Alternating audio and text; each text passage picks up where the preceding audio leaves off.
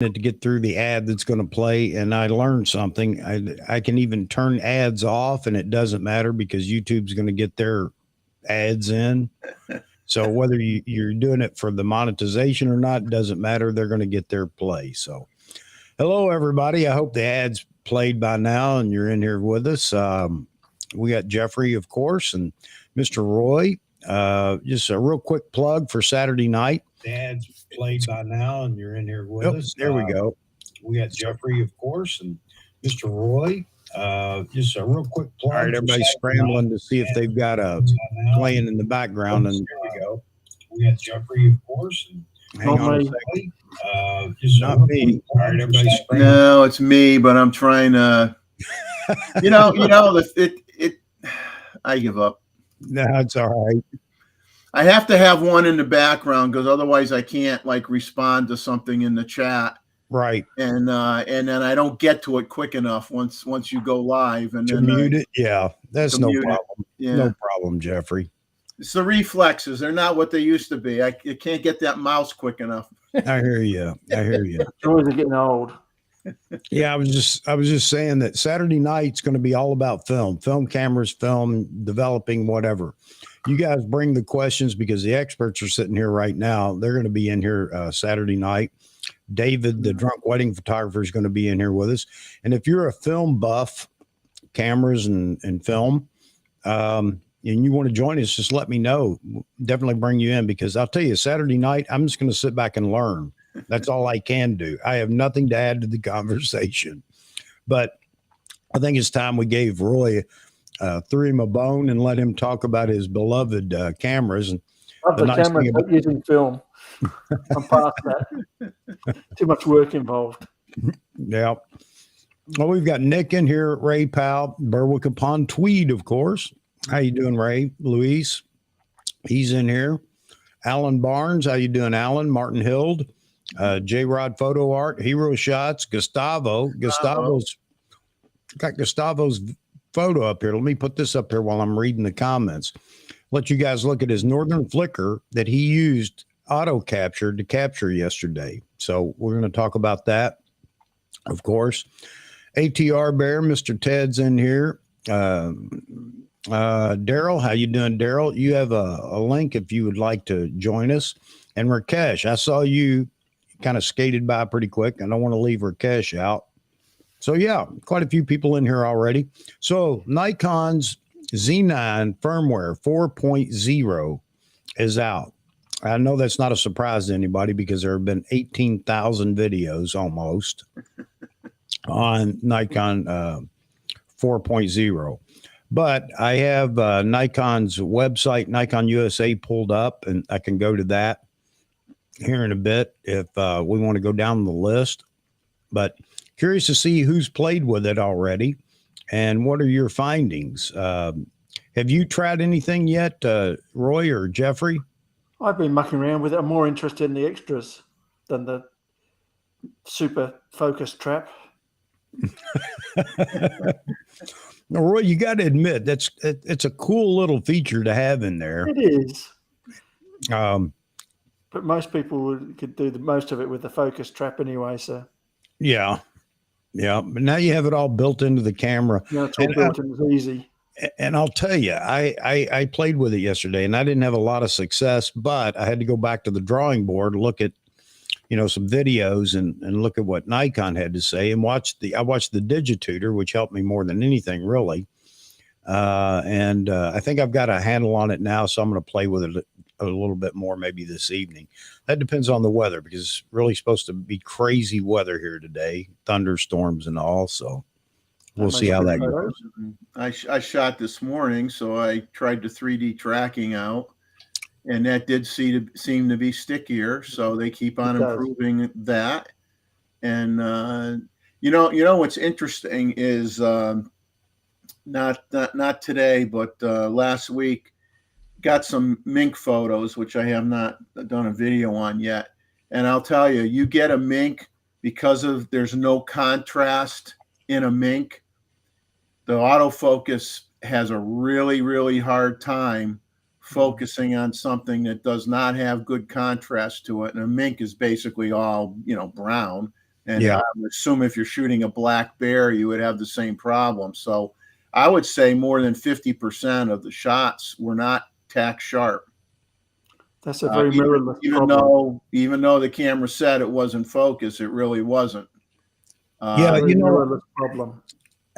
I was talking to Lee Rothman the other day about that, and I just experimented real quick, and I dropped that C1, C2, and changed that box to where it was just a vertical sliver, and it seemed to help out with quite a few things where there was low contrast and things like that. And I think that's what you're experiencing with the minks. But he has rabbits, and I can't remember what kind of rabbit it is that he has. So it's just a ball of fur. I mean, you can't tell its butt from its head. And he was talking about that. He couldn't get a photo of it. It wanted to go to the back of the rabbit or the butt of the rabbit. Anyway, he tried that little long sliver, and it then would at least lock on the head. And if the rabbit would turn enough to expose anything that was close to the eye, then it would lock on too. But yeah, that's just one of the intricacies of the Z9, and that the AF in the Z9 is phenomenal. And I wouldn't say that 6 or 7 months ago, because I was having my own issues with it, but it's just a matter of tweaking. There's so many possible settings, and it's tweaking it to what you're doing specifically, and then it's spot on. So that's right. Yeah, so I'm really happy to hear about the 3D tracking. I hadn't tried that yet, but I noticed in the Z8, I felt like it was a little better in the Z8.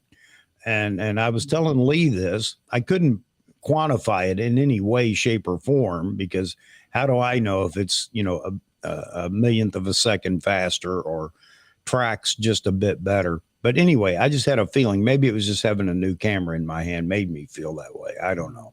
It used to be terrible in the D850, the 3D tracking. Yeah. That was like not worth anything. And that's what everybody had complained about with if there was one thing they complained about in the D850, it was just that, because it was so phenomenal in other cameras. Yeah, everybody that had that and was doing wildlife, they were all using group. Yeah, I was one of them. Yeah. Nick just made a comment here. I've noticed that on all the videos lately, and by anybody, that heart where you can, I guess, tap the heart and send a heart emoji floating up or whatever. I don't understand it either, but it's in a terrible spot. You're absolutely right. Mine's gone away again. Yeah, it eventually will. Thank goodness. But yeah, my friend was having the same issue I was, shooting the same subject with the Z8. So it's really, but I know that for all the cameras, that when you don't have good contrast, it's a luck of a draw. It can be difficult. Well, the early mirrorless were terrible with contrast detecting instead of phase, and they had some terrible problems. But now they're pretty good. So these are the things I think we can expect to see continue to improve as time goes on now. And that's across the board for not just Nikon, but all camera manufacturers. And one of the things everybody's going to do is look at what the next version of any camera by anybody brings to the table. And then you can expect to find it in the other brands somewhere down the road, unless they can find some way to copyright it or whatever. So yeah. Caesar, how you doing? Nice to see you. We got 33 people in here. I just want to say right up front, I always appreciate everybody that comes in, watch, and listen. I know a lot of people listen in the background. That's fine. That's something I enjoy doing as well. A lot of the live streams, I'm busy doing something when other people are doing live streams, and I'll just listen in. If I need to, jump in and make a comment in the chat, I will, but really appreciate everybody that's in here right now. The only thing I ever ask here is that you drop a like. You can decide if you want to subscribe or not. I'm not begging for subscriptions. Doesn't do any good to do that, and it makes me feel bad. I feel like a beggar. But I will beg for likes because it motivates me. I feel like, okay, great, man. I got a few likes here, and we keep doing what we're doing. So For those that just now got in here, again, I want to talk about Saturday night. Saturday night's going to be all film. So we're going to talk about film cameras, film, developing enlargers, and all the other stuff that goes along with film. And so you guys will have a chance to pick the brains of all these film shooters. And for those of you that remember the film days with Nikon, you're in luck because you have Mr. Roy Bigsby, who will be in here, who can probably show you the camera you want to talk about. It won't be the enlarger because I gave my enlarger away before I realised it was also my copy stand. There you go. Oh, Yeah. And Mr. Jeffrey up there in the top right corner, of course, Jeffrey is a film lover as well. And he just bought a recent camera. I'm not going to say any more because I think he's probably putting together some kind of a video or something for it. And I'm sure he'll have that out before too long. So, yeah, Thursday. Yeah. Well, okay, great. That's great, man. Step by step discussion on all the features of the Nikon F4S. Yeah. It'll put you to sleep, and you'll need 4 cups of coffee for that one. Oh, boy. No, the coffee just makes it better. That's all. It doesn't keep me awake or anything. I just enjoy watching. So let's get to some comments here. Daryl says, honestly surprised the Firmware 4.0 didn't include the Z8 specific options. Wonder if that was a timing issue. Rishi said he'd been shooting 4.0 or 4.0 since early March. We were just talking about that, Daryl. Let's go ahead and go through that real quick because I think a lot of people are confused about that. A lot of YouTubers are saying that, well, maybe it's going to be there to differentiate. No. I don't think so at all. I think you're absolutely right in that they didn't have time. Just catch up. Yeah, listening to Matt Irwin talk about the firmware updates and how they go, the amount of time that they spend on it. And he said something like 6 months it may take for a firmware update because it's not just the fact, I mean, they just don't sit around the table and say, hey, you know what, let's put this feature in. And then next week, here's the firmware update. It has to go through a whole process, one, writing the code for it, then testing it to make sure it doesn't conflict with anything else in the camera or the menu or whatever.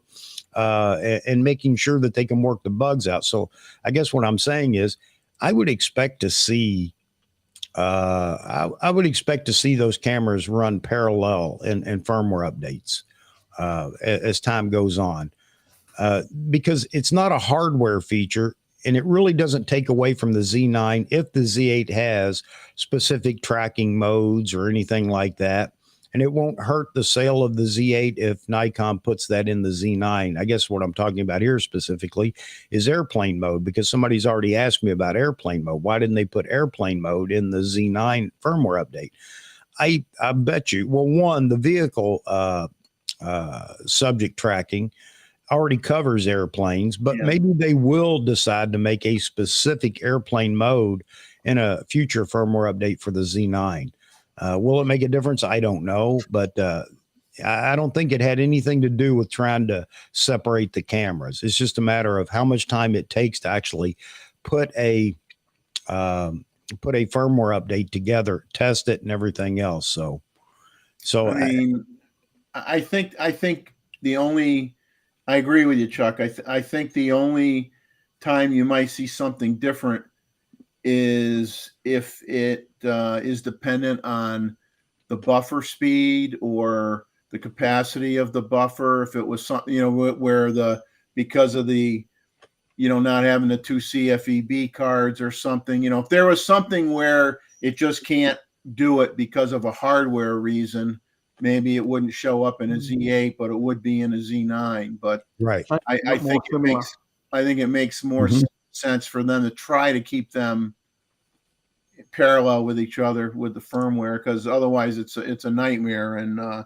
like you said, the biggest part, having worked on firmware at one time or dealt with it, is probably the biggest problem is making sure what you think is something better doesn't screw something else up. That's what takes the most time. Okay. Yeah. And again, I think we'll see it down the road. Daryl's talking about, he's got an air show to go to. And I'll just jump to your last comment, Daryl. where he says there is actually a video out there, forget who did it, that went over airplane tracking mode. It does appear to work better than normal vehicle tracking. Okay, I haven't seen that yet, but I'll see if I can find it. I'd like to see that myself. But Lee Rothman, again, I bring him up again because he just bought the Z9 and he's been going through it. I mean, you know, through the menus and through testing and everything else, because he's been shooting a Sony A7R5 and a Canon R5 recently, and he wanted to compare those with the Z9. But anyway, he called Nikon USA, and got a Nikon rep and asked about that airplane mode. And the rep said, well, it's already included in the Z9 in the vehicle recognition mode, just like motorcycles, bicycles, and trains, planes, automobiles. But I haven't seen anything, Daryl. That's interesting that you would mention that somebody tried it and said it's not as good. So I'll have to check it out. I think it picks up on it does something sooner. It may pick up on the plane quicker, or it may work better in low light or something like that. But it's not like the Z9 is gonna like not work, you know. Right. I mean, it's from the Z9 as improved though, is more sticky with tiny little things, I notice. Yeah. It was I tried to track some smaller birds today, and it better. Did very well. So there's a clue in the firmware update that leads us to believe that it would be better, and that is the fact that they added the size in the auto capture from 1 to 5, 1 being the smallest to 5 being the largest when you're doing subject tracking. Yeah.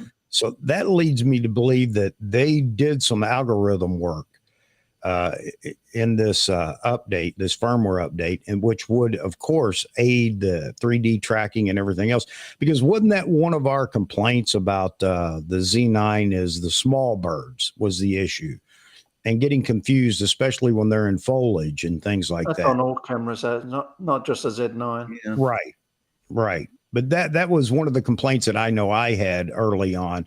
So, you know, since it's found in auto capture, you know, the ability to adjust the size, and I really want to play with this. I want to test this out because, you know, can you really change the size in the auto capture and it will ignore other things? I think that's interesting, because if you can fine tune that way, man, there's no limits to what you can do with this auto capture. I'm really, at first I'm thinking auto capture, who cares? What else is there? Well, I hear that you could block bald, heavy guys like me, so that if I walk in front, the bird's there, and I walk out there, it won't do anything with me. It just gets the bird. You know? Block out part of the screen. Block the other half of the screen, or 3/4 of the screen.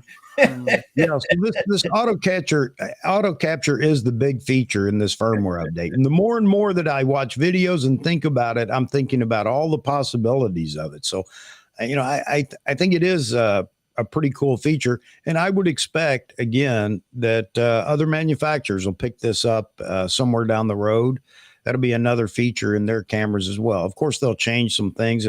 Things will be a little bit different or whatever, but I think it's something that can be used. And as shown by Mr. Gustavo and his shot of the northern flicker leaving the tree, that was auto capture. So I think it's pretty cool, man. Well, It's just a focus trap on steroids, though, isn't it? Yeah. The nice thing is that focus trapping. You know what's significant about it is that it captured the image, and I mean it definitely. I mean, it is sharp as it can be, which is, again, one of your fears if you're doing this is, well, how fast will it capture? How fast will it, grab the subject or whatever? But based on just this photo alone, I'd say it's pretty daggone good.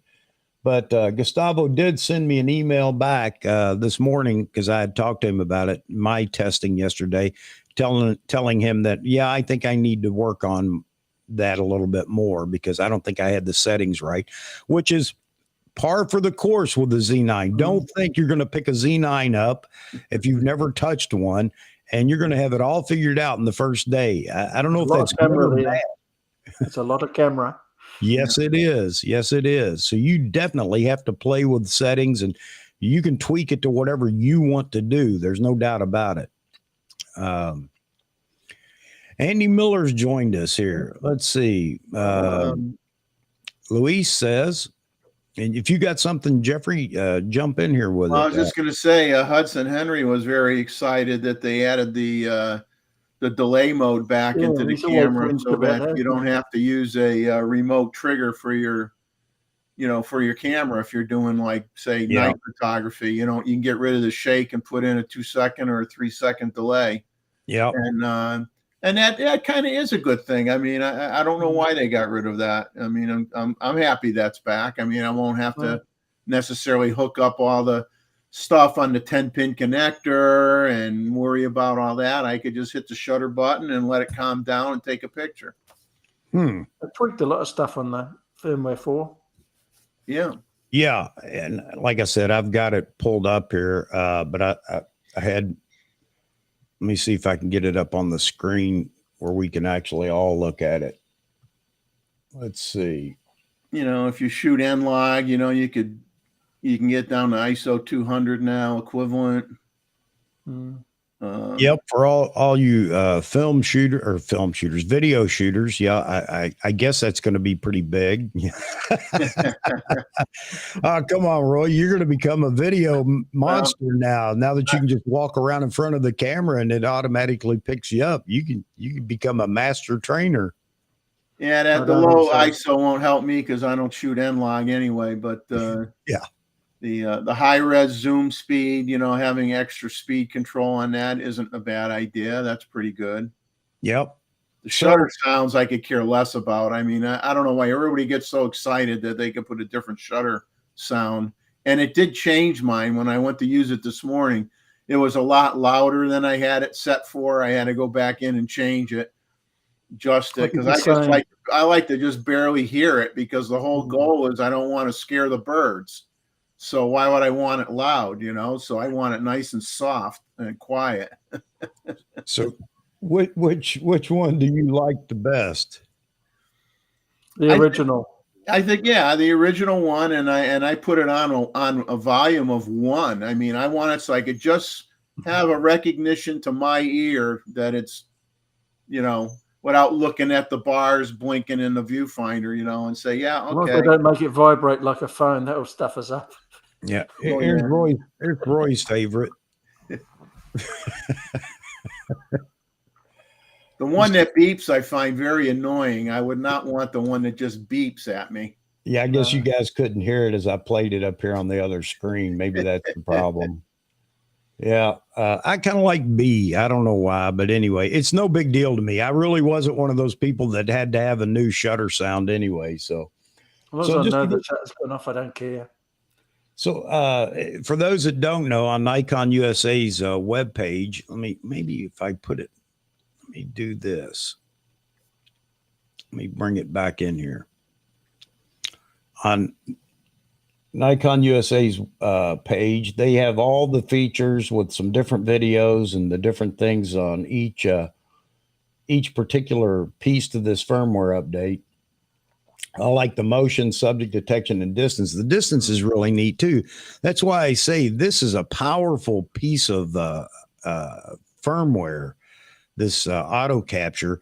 And it's not, again, just a auto do it and you hit a button and it just turns on and does it magically. You can fine tune this for exactly what you want to capture. I really like that. Here's the ISO 200 equivalent in N-Log. That won't affect a lot of people, but I don't know how the video folks are going to feel about it. Maybe good, maybe bad. I don't know. The improved 3D tracking for small and fast subjects. Yeah. This is the one that I think everybody's going to be playing with real quickly. Yeah, that does work much better. Very good.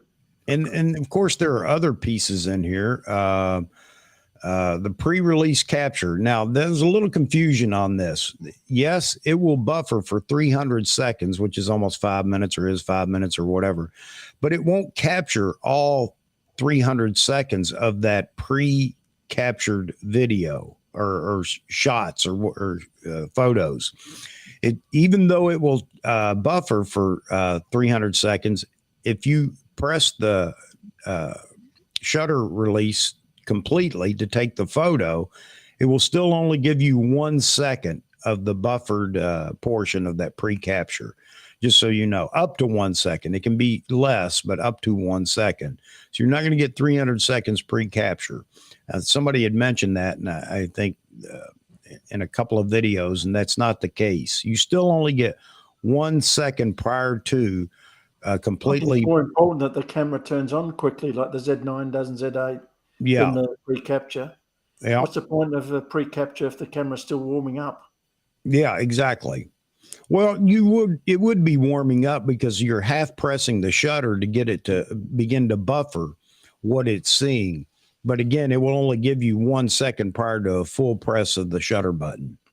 Yeah, before I guess it must have timed out. Like if you had the button half pressed, it would probably time out after 30 seconds. Yes. And now you could sit there and hold the half press for 300 seconds, but what it actually does hasn't changed.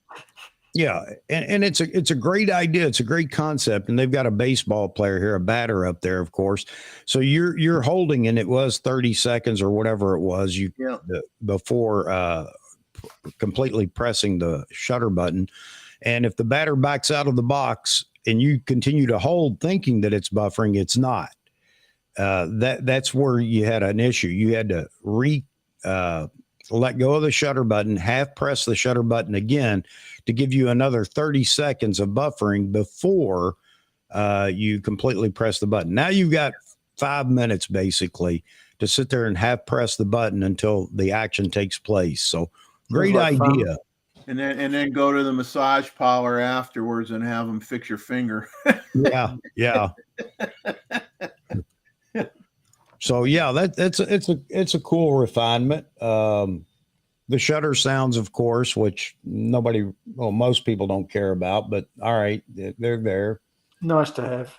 The delay on the shutter button, which you were talking about earlier, I didn't ever miss that. I really didn't, except for want to run around in front of the camera and get in front of it to take a selfie. I mean, that's it. But now we have auto capture, so it takes the place of that. So there's no problem there. So I can do selfies all day long. No, I like the delay. It's better than the auto capture.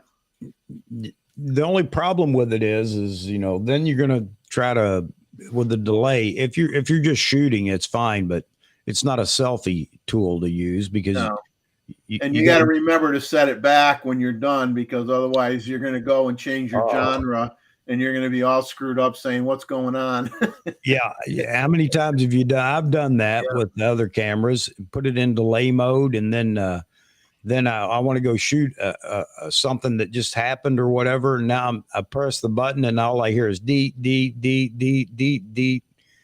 I mean, what I wish they would do, like on the shooting banks, and sometimes you go in and you tweak a few things within a shooting bank. And I wish it had something so that before you if you went to turn the camera off, before the camera actually shut off, it would come up with a query and say, do you want to save the changes you made to the shooting bank? Yes or no? So because sometimes you forget to go back and toggle it back the way you had it. And that way you get a reminder and you can say, no, I don't want to say what I changed for that. Jeffrey, that's why I don't even use the banks, because I'm going to have to change it anyway. So why even change banks or whatever? I agree with you. If it would go back to your default settings, go back to my default settings and I'm game, man. I think it's a great idea. We could see that in a firmware update, somewhere down the road, I'm sure. But I agree with you 100%. If I'm going to make the changes and it's not going to save, or it's going to save those changes, then I'll just wait till the next time I shoot and change them all again. So I agree. But that would be something easy to add too. I mean, who cares if you have a 2-second delay before the camera is really off because you have to answer a question. Yeah. So here's a big deal for some people. they added more ability to customize buttons, for your own settings or whatever, because I know a lot of people had talked about there are certain buttons they want to use and you can't use, but maybe this firmware update has changed that. Improved all the programmability of the buttons. Yeah, I haven't tried it myself. If anybody has, let us know. But I know that a lot of people were asking for that, so that's a good thing. Bracketing shots for finer aperture increments. Not something that I do, but for those that do macro and other things out there, maybe it's a big deal. Faster, we talked about this 3D tracking for small erratic subjects. Change 3D tracking focus point from white to red for higher contrast and bright conditions. Okay, that really never bothered me. Improved metering accuracy. I haven't seen that, but somebody that does that may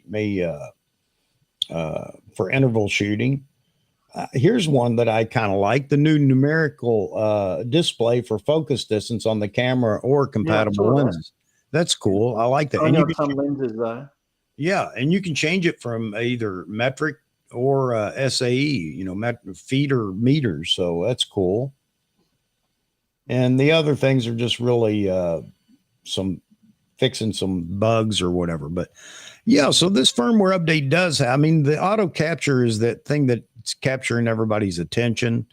And so let me get over here back to the comments. Andy Miller's in there. Hello, Andy. How you doing? If you'd like to join, just let me know. I hope you guys are enjoying version 4.0 and all the hoopla about why the Z8 update did not happen and why the Z9 did. Blah, blah, blah. Just wait. Mm-hmm. Yes. And we have that from a Nikon rep, by the way. There is a Z8 update coming, and that was from Mark Cruz. Yeah. And the only thing that he would talk about, so I'm going to tell you right now, I suspect it will have the firmware update that comes out for the Z8 will have auto capture in it. I'll bet you. Yeah, he did say it will have auto capture. He did not say if it would have any of the other stuff. Well, he said the only thing I can talk about is ISO changes, so that there will be too low settings when you're shooting in 8K in RAW, from to go from 800 to 200 or 400. So he did say that, but he said, I can't talk about anything else unless he went on to say something. I just missed it, Jeffrey. Yeah, I just watched it yesterday, and he did say it will have the capture in the Z8. Okay. And then somebody else's video I watched mentioned the same thing, that it would have that. It didn't say if it would have some of the other stuff, but I don't know. I mean, I think they got to try to balance it out, but because of, like you said, this delay in testing, just the delay it takes to do it, you might always be, one camera might be one step behind the other for a little while until they come out with the next firmware change, and then they could leapfrog each other, and they may not always come out with the changes all at the same time. So anybody that's out there worried about, will the Z8 get this? Yes. Don't quit worrying about all that. I'm telling you right now, I think these cameras are going to run parallel as far as firmware goes and other things. Obviously, hardware is another subject. No hardware is going to change in either camera. So whatever the Z8 can do that the Z9 does, I'm sure it's going to have it in firmware updates as we go along. But the other thing I want to say about that is he also said it wouldn't be long. He wouldn't say it was happening next month, but he said it wouldn't be long when he was talking about the Z8 getting a firmware update, which is really a surprise to everybody. It's like, it's going to get an update. It can't be long because it's got to catch up with the Z9. Yeah. Yep.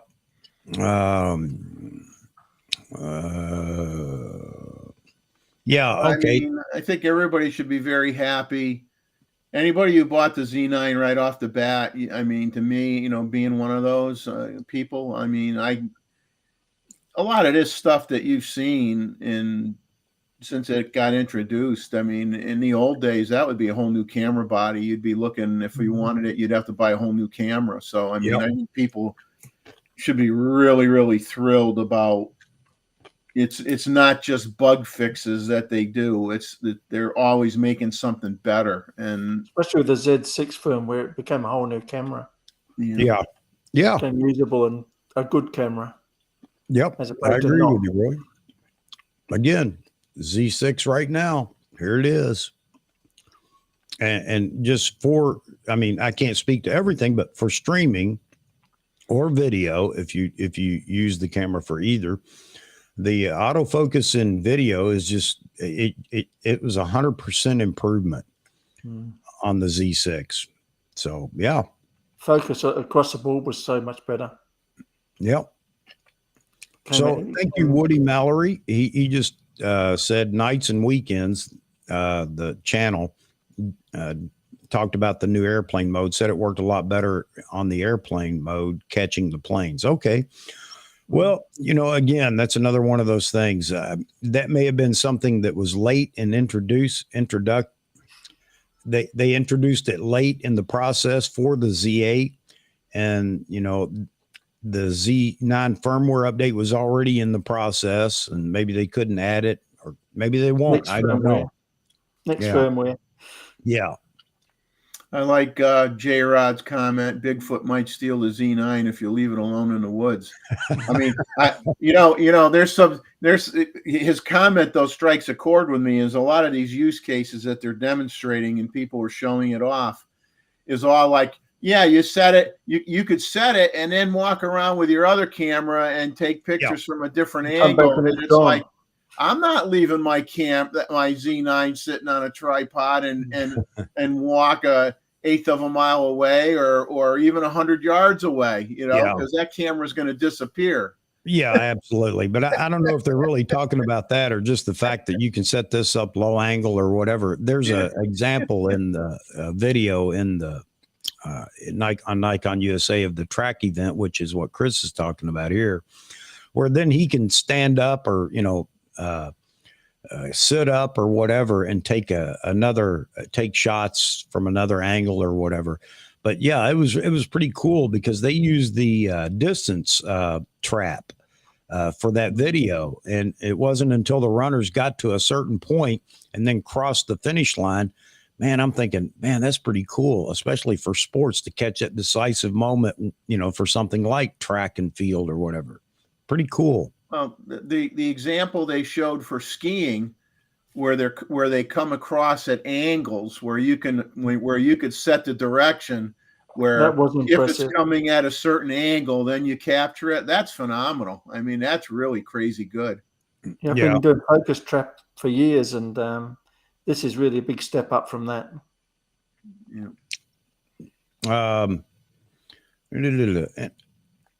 Jose says autofocus will only get better. I agree with you 100%.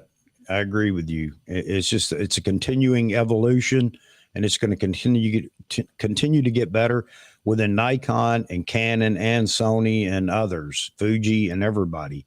They're on to something now. This is all that new technology that I was talking about way back when, with all the new technology coming. Cameras are moving forward so fast because technology is moving so fast. So you're right, Jose. It will definitely get better. There is no bad camera anymore, so no. I'm happy with whatever I've got. Hang on a second. Let me send the link to Mr. Andy. I think he wants to come in and talk with us. So there. And okay. Yeah, that's what's great. I mean, you can expect as they work on these algorithms more and more and more, or add more types of animals into the database or what have you, that you're going to constantly get these firmware updates, and it's just going to be getting better and better and better. Yep. Nick says, I have a complaint that drives me crazy. Jeffrey's lens is distorting his video image to the sides. Oh man. Yeah, this is an accurate comment right here from Gustavo. The interaction between auto capture and the AF modes requires some experimenting, and that's where I went wrong yesterday, Gustavo. So you can use AF off or AF on, but the whole screen if you like. Andy just joined us. Hang on a second, Andy. He's hiding. And I mean, that's probably what I'm going to try today, by the way, is I'm not going to try any of the super high speed modes. I'm just going to use motion as the activator rather than distance or subject. And let me experiment a little bit and see if I can do it in the most, simplest way. And then I can learn to fine tune it. But yeah, I can see a lot of possibilities for this. So yeah, I would just use that autofocus full frame mode, and that would be the one I would start with. That's for sure. Andre, good to see you, buddy. Good to see you. I don't know what time it is there, but if you'd like to join, just let me know here in the chat, and I'll get you the link. And that goes for anybody out there that would like to join the panel and discuss all this stuff. Let me get rid of get us all back here on the screen. Here he is. But good to see you, Andre. Glad to see you're in here. Again, folks, the only plea I make here is for likes. If you haven't liked but you're enjoying what we talk about here, then I'd ask you to please drop a like if you would. All right. Andy, how are you doing today? I'm good. How is everybody? Good. Yeah, well, very well. So you've all uploaded, I hope, to the version 4 on your Z9s, and I have. Nobody's going, it's going to break me. Yeah. It doesn't. I saw one comment. Somebody said it bricked his camera, but if it's one person, chances of it being in the firmware are zero. To use his application of trying to update it is probably the cause. But yeah, simple rules apply. Save your settings. Yeah. Start the firmware. Leave the camera alone. Yeah. Don't mess with it. Okay. Some people with third-party lenses need to update the firmware in the lens because they're not on the latest version. Yeah. There's some Viltrox people and other people that have been having some fun and games. But most of the noise is from idiots from Sony and other places just saying, obviously the Z9 wasn't ready to be launched. Yeah. Just being idiots, right? Yeah. And this whole kerfuffle over, well, my Z8 doesn't do that yet, or my Z9 does that. And just be patient, right? It was yesterday, guys. Yeah. Using the battery. Yeah, I mean, nobody thought yesterday was going to have a firmware announcement, so be happy you got it and stop crying. Oh, we knew it was coming. It's just so quick. Yeah, of course, there are already people that are talking about it doesn't do this or it does this, and I don't care and whatever. Yeah, it's to be expected. It's just and I like Tom Hogan, and I like Tom Hogan, but he's already written a blog that says he doesn't like the fact that you've got two different paths. Get over it. Love you, Tom, but get over it. Yeah, exactly. The software is not the same. It's close, but it's not the same. Yeah. And so what did they change? So N-Log, we've now got two lows we can go into on all N-Log shootings. Yeah. So it's not just RAW, it's ProRes, it's all the other N-Logs, which is good. Mm-hmm. Obviously, the Z9 doesn't have HEIF yet and HLG. Yeah. We'll see if it gets it. I don't give a something about skin softening and all the other stuff, and I doubt any real pro does, but okay. Yeah.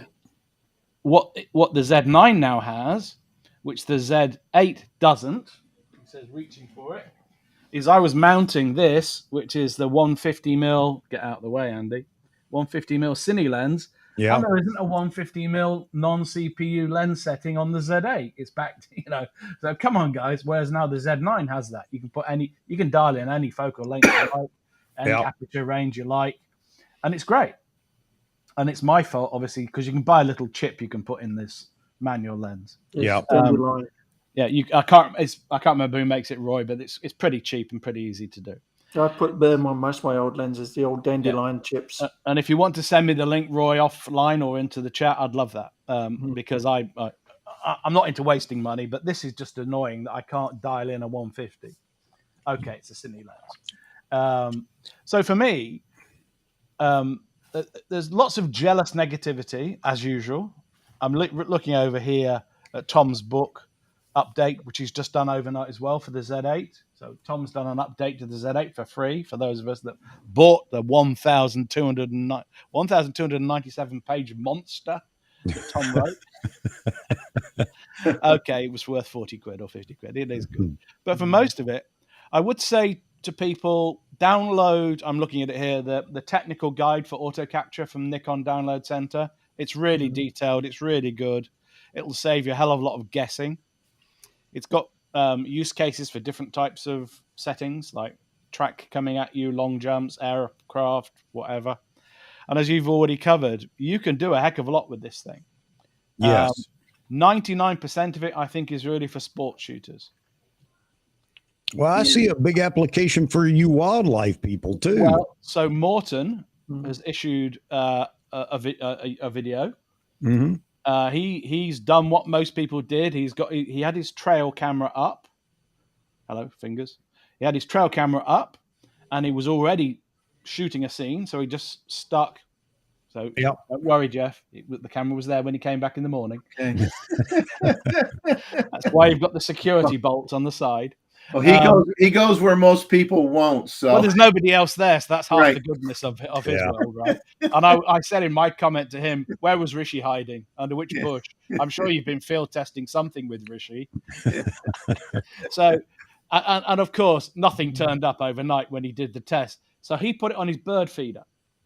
Okay. Yep. So, and he had it on auto area, animal, blah blah blah, and it worked some of the time. So I think learning how to program the thing, learning that you need to allocate which AF points are going to be detected and at whether the distance matters or not, but that there is an issue with the camera going to sleep. That's what I was going to cover next. That he kind of, and I didn't watch his video enough times to actually understand why. Because was it not asleep and taking photos? Because that's what it implied. Or, in other words, the LCD turned off. It was just sitting there doing nothing silently because he turned the shutter sound off. Great. Brilliant. The birds came at his feeder and he was showing images of thousands of photos. So I assume it worked. Yeah, So, I think the LCD It just timed off, Jeff. turns off after 3 minutes or so. Well, it's one of the battery saving options. You can do what you like. You can turn it off after 15 seconds. See, that's what bothered me yesterday was, yes, the LCD and the EVF would go blank, or turn off. And I'm thinking, well, what now? Because I can't see anything going on. Does it still see the scene? So it must do, because auto capture by its function is looking. Yeah. Therefore, the sensor is on. The autofocus is on. It has to be. Otherwise, it's not working. I'm going to test that today just to see. So I would think it's working fine. It's just that you're not going to see anything unless you touch the shutter button again or whatever. So you know, if I was to do this with any camera, I would want to put it on a power bank somehow. Yeah. So I'd need that ENL 18 powered battery. Yeah. Or just PD in through the USB. Got to think about that. I'd still want it triggered off of a trail trigger, because trail triggers use infrared and beam crossing as well. So you've got to think about, this is great in daylight, but what about? Well, no, and that's just it, and that's kind of the joke that Roy was talking about earlier. You got a new trail cam. Well, but it kind of is, but isn't. Absolutely. I mean, this isn't something for night or anything else, obviously. People have brought up today the Siberian tiger shot that the guy won the 2020 Wildlife Photographer of the Year with. He used a trail trigger attached to a Z7 in a box, but he didn't add any light to the scene. So I had the numbers earlier. I could probably find them again as to what he actually shot it at. But so I could see people. So there's the famous wolf jumping over a fence. The guy actually trained the wolf, so he got thrown out and fined and banned for life. But ignore that for a second. You could quite easily set this camera up with a trigger or something. But the question is then, do you add light? Always. I like my lights. You swine.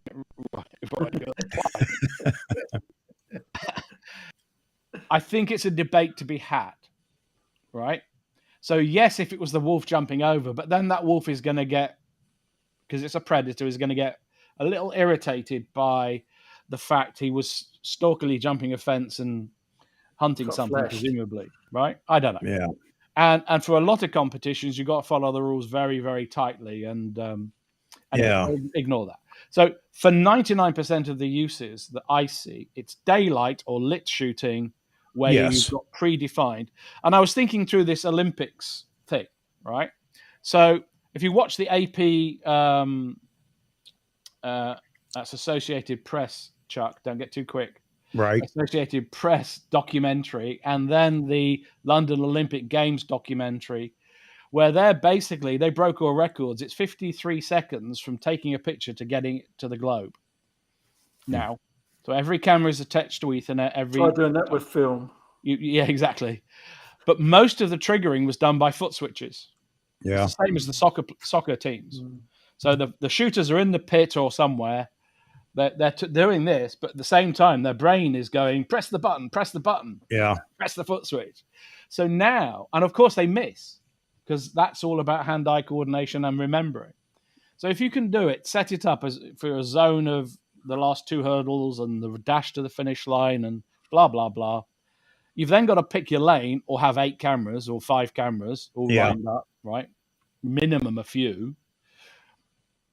And by the way, these teams that go to the Olympics, they have hundreds of cameras. They don't just have 2.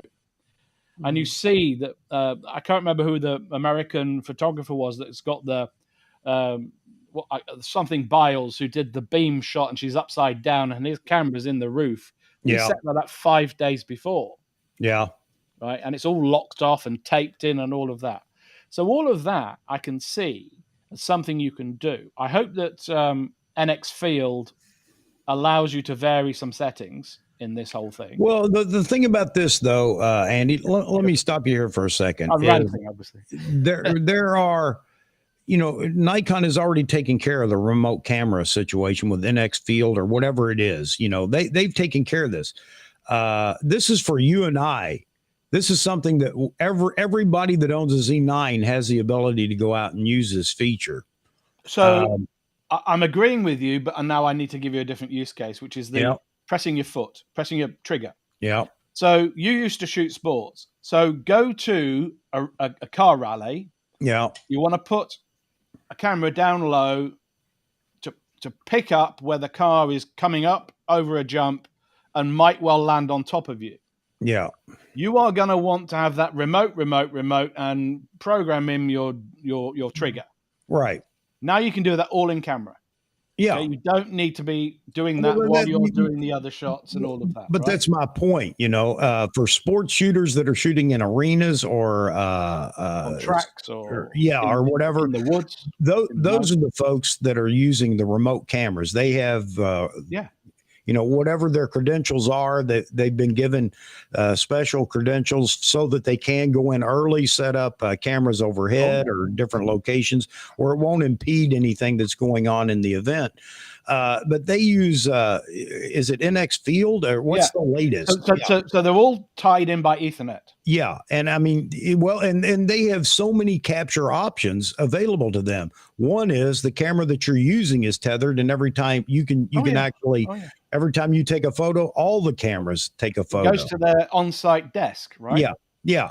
So, but this is something that, I don't have to do. I don't have to go to all that expense, all that issue of, having to learn NX Field and all the intricacies and all the cables and all the whatever. And, I can do it with the camera that I own. And I think that's what makes this so unique. But I wouldn't do down how it can help pros, right? Yeah. I believe if this can help them not have to press a foot switch, that's a good thing. I've come to that. Now, there's a guy I've been talking to today that wants to use this when he's shooting handheld. And I'm going, why? And he's saying, well, I want to be able to zone capture, zone focus. And if I can set the distances, then maybe that will help me do that. And I'm going, okay, can't you just use that thing? But but all that's happening, it's 24 hours, right? In the first 24 hours, people are trying to understand this long list of changes. Yeah. people like me are going, why is this a 4? Why is this not a .1 or a .2 or a .3? Well, actually, there's quite a lot in here, quite clearly. And still, we have no idea what the limits are of the capabilities we now have in that Z9, because they've just been expanded. Yeah. It's great. Saying, well, why can't I use it for that? Well, you can, I'm sure. I don't know why I would want to do it that way, but okay. And if Morton wants to find, by the way, he hung a dead chicken up so something would come and eat it. Yeah, I watched his video. Yeah, so that's fine. So because you got to track stuff, and if you're in the Pacific Northwest, you'd hang up half a caribou so a grizzly can come and eat it, and not you, right? Yeah. And your camera would be in a steel box or something, so it can't just get nicked or borrowed or eaten by a grizzly. Yeah. And if you're David Yarrow, you'd put it down low and in your steel box, and you'd have it looking up at the elephants or the lions or whatever. Yeah. Or Cara Delevingne, because he did a shot like that with them. And I think these tools are just brilliant. And the fact that they're being inventive like this is fantastic. Yeah. And the fact they're giving us things we wanted, like a 1 second delay start. So here's the great thing about this. Within a few weeks, you're going to find there are going to be some incredible photos that are going to show up, because people are going to go out and experiment with this in a location or shooting something they normally might not be able to get away with. Yeah. But with this new feature, they're going to find ways to really exploit the opportunities. Yeah. And I think that's great too. And for me, shooting an event, or whatever, and I carry both cameras now, the Z8 with the Z9. I can sit the Z9 down. Now, I'm not talking about walking away from it, Jeffrey, or anything like that, but it gives me the ability to actually do that, to put it down and capture some things that may go on at an event. And this gets the mind thinking, when you're thinking about how could I use this? And I'm sure there are already people thinking, man, I've got 9 ideas already of what I can do with this new feature. So yeah, I think it's great, because there is no cable, no tethering, no anything. And you have the ability to capture. Roy just made a nice comment, which I thought he was trying to be funny as usual, Roy Bixby, which was, well, you can use one camera to trigger another one. Yeah. So you've got your A and B and C cameras all set up, and they're all talking to each other. And you just say, okay, A camera triggers all 3. Yeah. So you get the forward, the side, and the whatever footage all at the same time triggered and all synced. Of course you could. So all of this, I think, is just expanding the potential uses for these cameras. And yes, of course, I want the Z8 to have this too. Am I going to use it tomorrow? No. But I'm going to play with everything we just got. Yeah. I was out trying to shoot ducks this morning, and so I'm a bit pink because the sun's out in London. So you've got to see it when it's here for a day. I was going to say, you're not used to that. Nope. So you go pink in a day. And I don't immediately notice any difference with the autofocus. Okay. I think there is a very, very slight difference. It does seem to pick up the smaller stuff better. I was also testing the case filter set for the 400 TC. So the front filter and the drop-in circular polarizer. Yeah. So I was messing around with that probably too much to worry about the fact there were 3 ducks that would come and visit me, and I couldn't throw the bait very far. But all of this stuff is just great. I really hope, this is reinforcing what you said a few streams ago, Chuck. I really hope that Canon and Sony pick up the baton soon. Yeah. So if the R1 is as leaked, guess, it's going to be ridiculous. Yeah. Right? Good. I agree. I agree. The R3 is quite nice too. Yeah.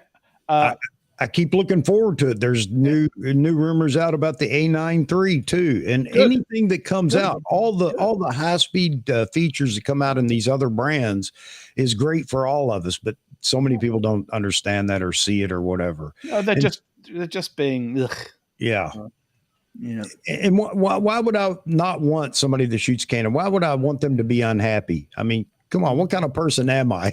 If I hope it fails. I hope it's a terrible camera. I mean, what kind of person does that? No, yeah.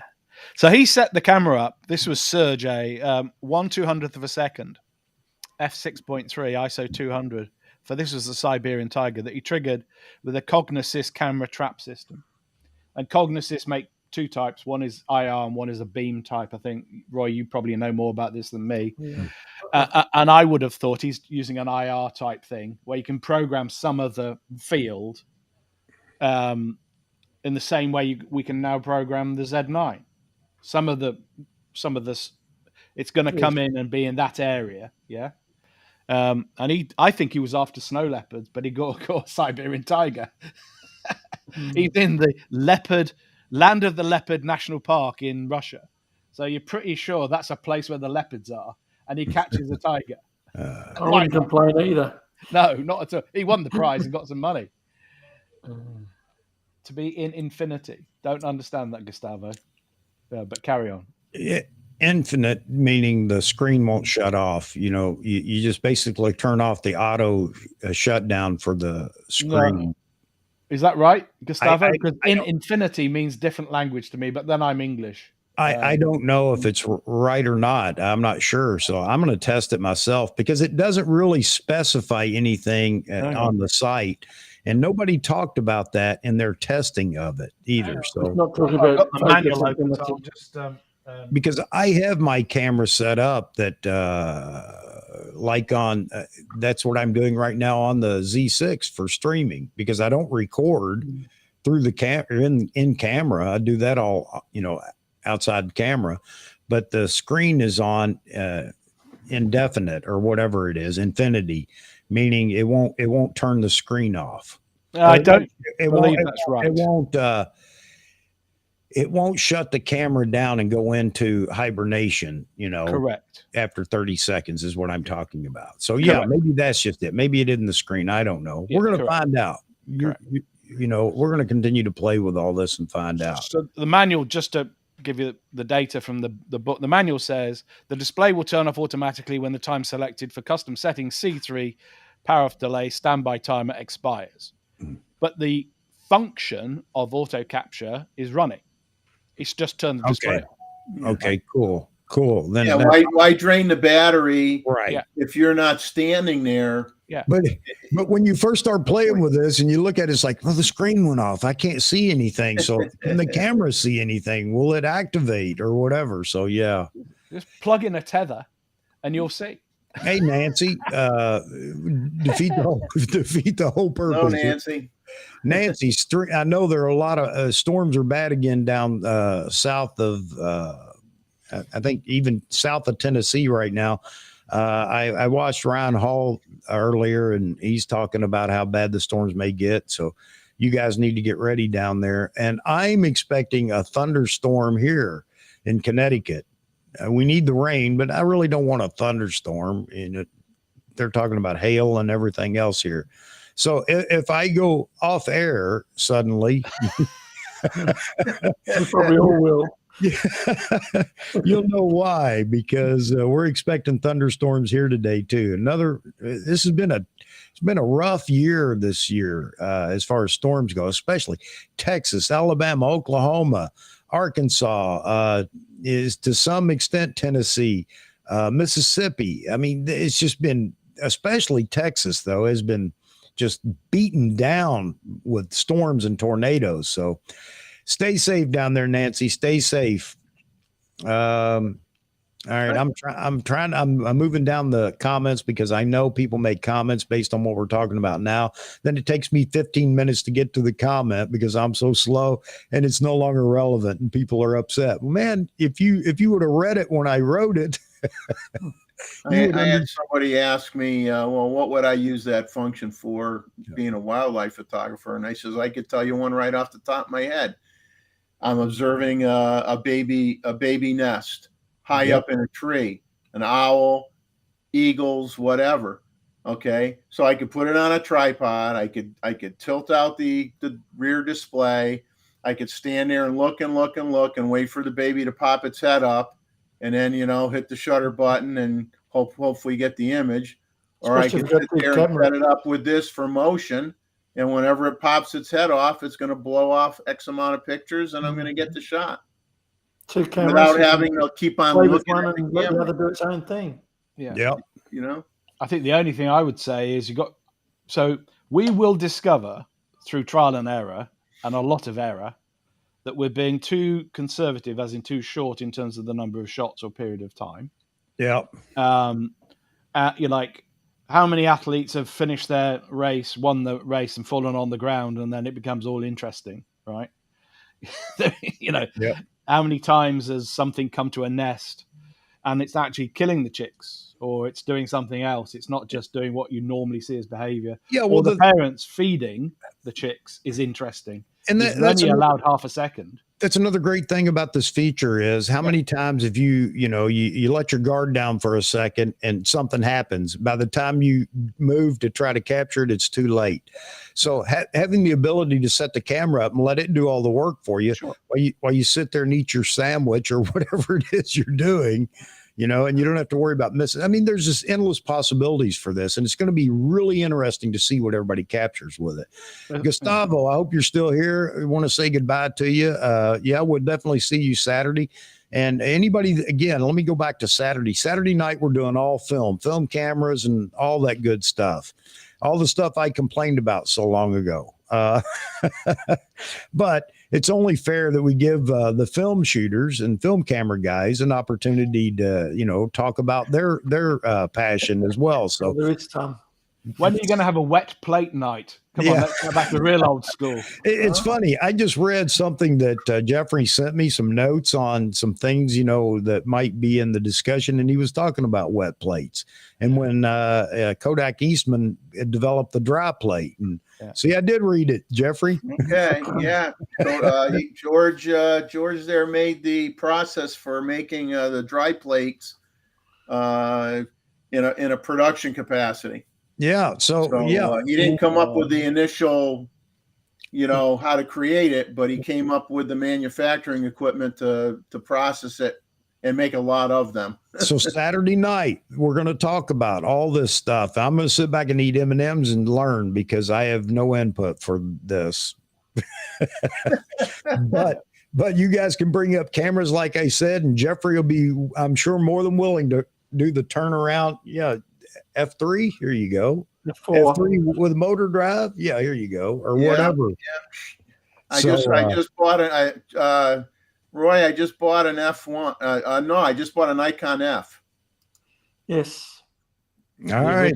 So I may have that before Saturday's show. I don't know if I'll have time to clean it up, but you have to go to Vietnam. Saturday. Yeah, you have to go to Vietnam to take those iconic photos. So there you go. Saturday night film. If film is your thing, or you just want to join in the chat, then Saturday night be here because we're going to be all film.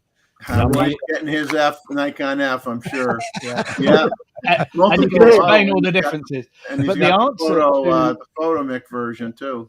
The answer to the gentleman from Los Angeles who is a wedding shooter of films who goes to Mexico where it's too hot for digital. Roy's just shown you the answer. You go mechanical. Yep, that's the only answer. Yeah. The wedding photographers all used to have Bronica ATRs. Yeah, well. All right, let me keep moving down the list here. You start talking film, Chuck runs away. Yeah, gotta run away. I'm looking forward to Saturday night. It's going to be an easy stream for me. I'm just going to turn you guys loose, and I'm sure there are going to be a lot of comments and questions. So let me also add to that. If you're a film aficionado or whatever, camera and everything else, and you'd like to be on the panel, by all means, send me an email and tell me. We'll put you in the panel, and you're welcome to go at it with all these film shooters. Again, I'm going to stay out of the way and let you guys have a ball. I'm looking forward to it. J-Rod said he shot a roll of black and white last week. There you go. And James, if you're available, I know you have a family and everything else, so I understand life is more important than YouTube. But if you have an opportunity you'd like to join, even if it's for a minute or whatever, by all means, let me know, and I'll drop you in the panel as well, because I do know that you enjoy film, and that's what Saturday night's going to be about. So you guys can have a ball. And Albert, I want you in the panel as well, because you are I know you're adapting everything to mirrorless and DSLR, all the older glass, but you're a glass man, and I'm sure you have a lot to add to this conversation as well. So if you're we available could Saturday tell night, Albert, like the in the movies, and we could say, and they called him Mr. Glass. Mr. Glass, yes, and he is Mr. Glass, and he's got some interesting lenses to talk about. So yeah, so that's Saturday night. We're finally gonna, I'm not moving out of my comfort zone. I'm just moving out of the way and letting letting this take over. So I think it'll be a lot of fun, though. You're going to have a table next to you with the coffee pot going with your coffee maker, and just sit there and. Well, I'll be able to enjoy it, and I don't have to tell anybody. I gotta get up and walk away because you guys are going to have the show going. I mean, it's all about what you guys enjoy. Cooley says you guys are the Yoda of photography. I don't know about that, but we've definitely got enough different type people in this community to cover just about everything. So, all right, Albert, I'm going to screenshot that so I can throw it back at you Saturday. You're in, brother. You're in. And again, anybody else that would like to join, if you're a film person, then by all means be in here. David, the drunken wedding photographer, will be in here as well. So he ponied up the other night, said he would participate. So hopefully sober. Yeah. No, we're going to make people think. We're going to make people think that he is a drinker. Yeah. Well, before the end of the stream, everybody will think he's an alcoholic. All right. So it's time for me to go do my little potty break and fill up my coffee cup. But I will be right back. Not at the same time. Yeah. Well, yeah. I'll separate the two by a couple of minutes. All right. I will be right back. I also got to go out and check right now, see if the cats come back yet before this storm hits. If not, I'm going to have a very miserable cat because this is his only opportunity till the stream ends. All right, folks, we got 59 people in here. I really appreciate it. If you enjoy what we do, please drop a like. Not going to beg you for a subscription. You'll do that if you want to see more of us. And I don't know, we're not the best looking people in the world, so maybe it's better. Maybe we should be just a podcast. I don't know. But anyway, I will be right back, gentlemen. Take it away, Jeffrey. Well, Nancy's saying her office is where everybody would go if a tornado warning occurred. She may have to leave. Yeah, the storms, I'll tell you, the Texas area gets hit really, really bad. It's just at the bottom end of the tornado alley. Is that right? Yeah. Or is tornado alley all the way down to Florida these days, since they had just had a big series of tornadoes? Yeah, we're technically in hurricane season You are now, but I haven't lived in Myrtle Beach my whole life, but I vacationed here for like 30 years, and only once did I get chased out of here due to a hurricane, and usually it likes North Carolina better. It always hits and slams into certain parts of North Carolina. Well, I was on the island of Montserrat, sleeping under the recording desk in Air Studios when Hugo went over the top of us, and that was fun. So I wouldn't want to have been where my flat was, because it wasn't there when we got out. It was gone. It was at the Dragon's Eye at the top of a valley. So hurricanes I wouldn't want to be on a flat island, a low island, or anywhere near the low when that 11 to 20 foot storm surge happens. It's big. Yeah, has anybody heard about what the status of I guess, David's on here. I'm just wondering if there's still, how bad the fire situation is still in Canada, or if that's calmed down a bit. That's, according to the thing I just looked at, it's still happening. Yeah, terrible things, bushfires. Yeah. We had them here a few years ago, and it actually destroyed everything. No tropical cyclones in the next 48 hours. So that's good news for you guys. Yeah, the pictures that from Australia when you had the fires were gut wrenching to everybody to see so many animals getting killed, and of course the koalas that can't get away from anything really. Well, you have a plant which has an interesting name, and I won't say it on this channel, that only seeds when it's been burnt. There's a few of them here. In Western Australia, I was there because my friends moved back. And there's quite a few of the flora, sorry, that just, that's the only time they actually seed. Well, the Aborigines have been burning the native grasses for years, for centuries. So the plants have adapted. Yeah. Same as the rangers do in the Masai Mara. I have a wonderful sequence of cheetahs running over in tall grass and then launching themselves onto this black burnt surface, and it was hilarious. There was a little baby impala just laying down like they do when there's a threat, but you could see it from half a mile away. And so the cheetah comes up to it and starts playing with it. Didn't kill it, but it scared the bejesus out of it, obviously. Right? And the little thing ran, and the cheetah ran, and the cheetah was very young because it was only in training. Now, I don't mind. I shoot wildlife. It doesn't bother me. But some of the girls go, oh, well, the cheetah let it go so it can be bigger, and so next time you can have a nice meal.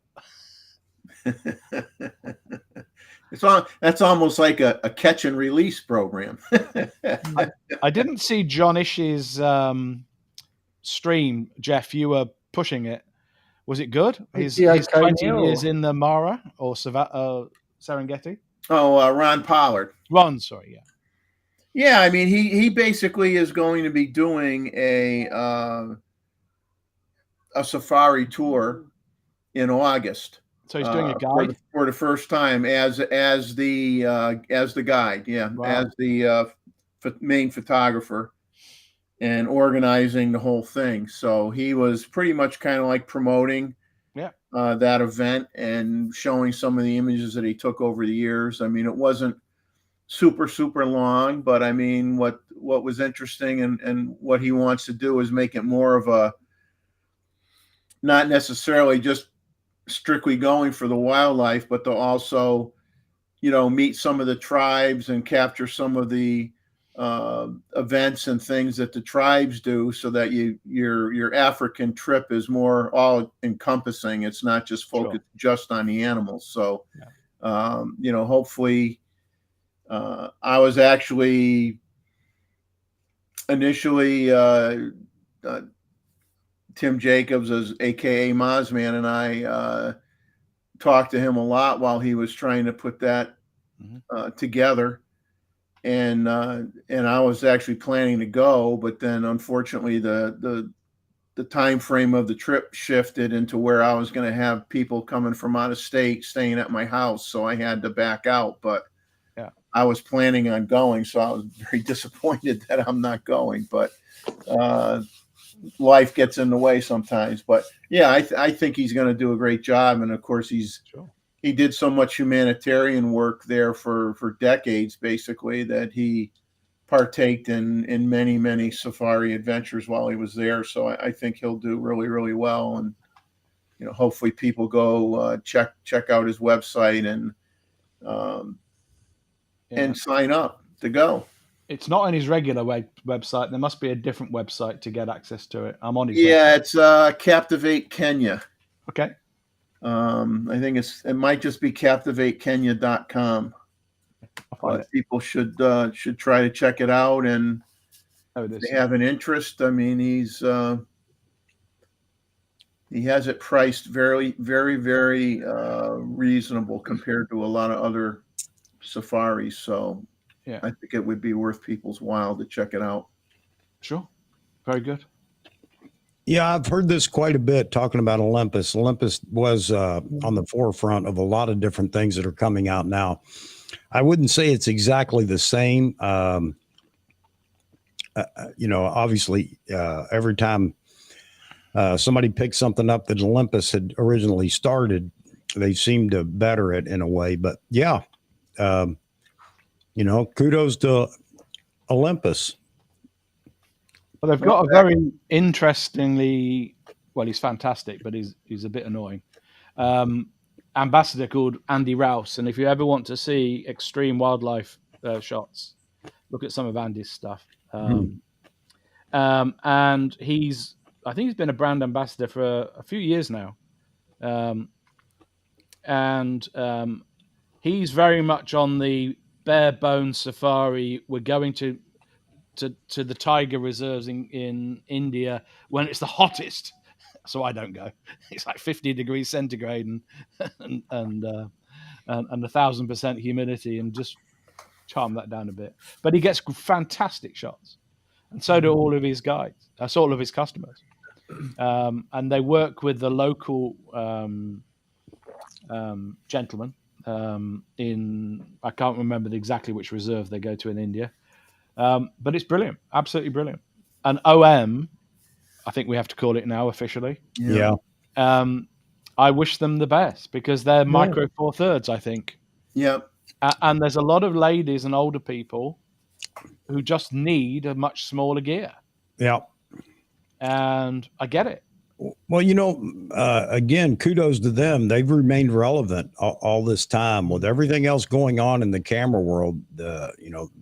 They've remained relevant, and maybe it's through all their, innovation and things like that. But yeah. Again, I don't care what you shoot. If you enjoy it, by all means, have at her. Even film cameras. Okay, so they're going to Amboseli, Lake Navashi, Masai Mara, the Nobishu Conservatory, and then back to Nairobi in a 10-day trip. Looks quite interesting. It's not what I do these days, but cool. Yeah. I hope people enjoy it. So we're talking about Ron's safari in August. End of August, beginning of September. So hopefully they'll pick up the beginnings of the migration where 4 million wildebeest, a whole bunch of zebras and a whole bunch of predators all land. The problem, of course, it's a bit like when I was in Kenya. The rainy season starts, you just don't know when. So you don't know when the migration will hit big time. And these animals are in Ndutu in March, birthing the young, and then they start walking. They start heading north, and it's a fair way for four-legged animals that aren't flying. I don't. Rakesh says how much the safaris cost. So I'll tell you, I've looked at a lot of them, and lots of money. And you're talking. I mean, I don't want to. I'm not on Ron's site, but I think if I remember right, he was around 8,000, not including your airfare. But a lot of people that are doing trips in that same time frame are 13,000 plus. So yeah, if you want to be able to go for somewhat of a reasonable price, and I would give them a go. To be honest with you, I have no doubt that you would get some amazing stuff. Yeah, you need to. And he's got it made because it's just a puddle jump for him to Kenya. Really? Compared to us. Well, compared to us, it is. It's 8 hours. Yeah. So I think, my guidance to anybody who asks me around going on safari is be very, very careful and avoid what are called matatus, which are the little white buses. Stay inside the parks. Don't stay outside. Okay? You can only get in at sunrise. I've been up and out for 2 hours before that in my vehicles. All right. And we get shots you will never see because you can't get there. Yes, my budget was $1,500 a day, roughly. So it's expensive, and you can go a lot cheaper than that. Yeah. Many people self-drive in the Kruger in South Africa. I wouldn't do that. Not for your first experience. I go on a managed tour like Ron's, or there's several others. Yeah. I would, depending what time of year. So if you're in the if you're in June to August, you want to be in the south, and you want to be in Botswana and the Chobe River and these places where there's so much wildlife. You are never going to have a bad day.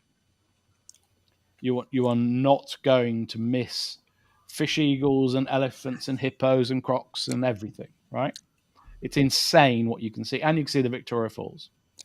If you go to Kenya, it's a big place. It's not as big as the whole of the United States, but it's a big place. And if you go from Nairobi to the Masai Mara, it's a day, and you'll be absolutely tired if you go by truck. If you're doing what Ron's doing, so he's going from Nairobi to Amboseli, which is basically south, and then coming up and across, I assume he's going by truck. So some of that time is going to be spent by truck. Please, Ron, if you're flying people, that's great, because you can fly, but it puts the price up. Okay. Yeah, he's driving with as far as I know, it's a new fleet of Land Rovers. It will be Land Cruisers. Land Cruisers, 5. They're all made in Tanzania, and there's anyway, doesn't matter. Yeah. So it's kind of like my first trip, although in slightly reverse order. Back in 2016 was fairly long, but we did it all by road, and after that I fly. Well, here's the thing about going on one of these trips. If you're going to do it yourself, I was talking to somebody last night, as a matter of fact, about this, because I've been to Kenya 3 times. Sure. It was with the military, so I had all the backside support that I needed, but I could go there this year on my own because I still have connections with my driver and everybody that I associated with the last time I was there, and do it myself. And I think it would be just as good, because then I could plan it the way I want. But the problem with that is I don't have any backside support, and that is important. Medical, evacuation, all those things are usually set up by the tour operator. Yeah, security. Yep, it's taking everybody, and that is important. It really is. And you may not think so until you have a heart attack in the middle of Masai Mara or an Amboseli Park or whatever. But so they have done all that work and this is another reason, part of the reason for the cost. And, you definitely want that to happen. The last time I was in Kenya, I stayed out at Mount Kenya Safari Club, which is just fantastic. I love it out there. And I had plenty of time to run around and roam around and do what I wanted to do because of what was happening as far as the military side was going. And the drivers, because there are some drivers that are better than others, but for the most part, they have their own little network. And I said one day when I got up, I said, I want to see a leopard. And mind you, I wasn't there to take photos or anything else. And he gets on his phone and talks to several people. And next thing you know, we're leaving. And about 45 minutes later, we're at a place. And sure enough, there's a leopard that shows up. So you can do it yourself. But the caution is, do you have everything else established so that if there is an emergency, and there could be an emergency at any time, and that's what these directors, these operators do, is they make sure all that's set. And if you are going to go on one of these tours, with somebody that's offering it, that's a question you really need to ask. This is just a tip for everybody, is do they have all that set up and in place? And I'm not talking about ambulances standing by. I'm just talking about the connections and the ability and the guarantee that they can provide these services if something were to arise. Well, we buy good insurance. Yeah. Chuck. Yeah. We take responsibility to top up whatever they might provide with what I want. Yeah. So that's a minimum of $5 to $10 million of cover, which includes helicopter rescue from wherever you are, and a flight out of the country should you need an operation that's not a life-threatening thing. If you're in a car wreck, you're in a car wreck and you'll need fixing. But if it's something else, I get flown back to London. That's what the insurance we buy. And no company in the tour business will do that for you. They'll do a basic for your market. I think what I would say to you, and I'd say this to everybody, is if you can have access to local guides who are in the Masai Mara, or from the region. In Kenya, there's an accreditation system for guides. You want a gold standard guy. I mean, it literally, it is a gold standard he's given. He's had to prove himself, or he or she. And those are the guys you want. They have radios, but the companies buy the channels. So the little white buses don't have access to the same radios the real guides have. And so the real guides talk to each other and get everybody on sightings. The little white buses are phoning everybody and asking everybody, have you seen anything today? Yeah, it's over there. There's a leopard. Just there. Look out your window. That's so nuts. The other thing is I had a great relationship with KWS. That's the Kenyan Wildlife Services, because of what I was doing over there. And I'll tell you, that's something else that's super valuable if you find someone that has that relationship with them, because they can help you as much as, and they will, as much as anybody else. So, it was an enjoyable trip all 3 times. I loved it, and I would love to go back on my own or with a tour or whatever. The only thing about a tour I'd be, I don't know that I would like, is their itinerary may not fit what I want to do, but that's because I've been there a few times. Sure. And you end up doing what I do, which is there's only so much cultural piece you want to this, that can get old quick and whatever, because I would be there to photograph. And that would be the big deal for me. Hey, I just want to, Rot's comment here. Yeah, man. I was talking to somebody last night. I've talked to a lot of people last night, as a matter of fact. But I agree. The Z6 III, I think, is has to be the next camera. We're not going to go off on a tangent here or a rant, but so many people want an APS-C body. So many people want the ZF or whatever. And I'm telling you right now that the majority out there do want the Z6 III next. So Nikon, I know you don't listen to me at all, but if for some reason you are, get us the Z6 III sooner rather than later, because we've covered everything on the higher end. Let's get something in the hands of other people that are waiting for a camera other than, a birding wildlife camera or sports camera. So I'm with you, Rod. I'm with you, man. I think it needs to be the next camera. And Z50 is overdue too. I'm sorry? The Z50 is overdue. Yeah, that's the DX body, and that this is so, not to take this sideways a bit, but it's really easy to do. Nikon's got a challenge. Okay, it's got this great tech at the higher end. Nobody I've ever spoken to that's a D500 shooter wants to spend $4,000 on a body, but they want a $4,000 performance just with a smaller sensor, but not smaller in resolution. Right. They want a 30 megapixel sensor. They don't want a 20. Yeah. So it's not like you're going, it's like for like. They want a $2,000 body, or $2,500 if you're pushing it, that does everything the Z8 does. And this, I'm sorry, but this is where you guys are really missing it. There's a large market, as Chuck said, for something else. There's a 24 megapixel body, maybe 26 to get 6K. There's a market for a larger full frame body. And then if you move the 6 and 7 up a bit, you create space for the Z5, Z50, where at the minute they're kind of, well, what's a Z5? Well, it's the same as a Z6. We've had this debate, right? Yep. And then if you go into the Z50 is a D500, exactly spec for spec, right? Same sensor even. But it's not. Yeah. It's not, because it's not all these extra things. So if the Z50 and Z5 get updated, it means to me that Nikon's worked out what it's doing with the rest of its lineup. Yeah, I mean, I agree.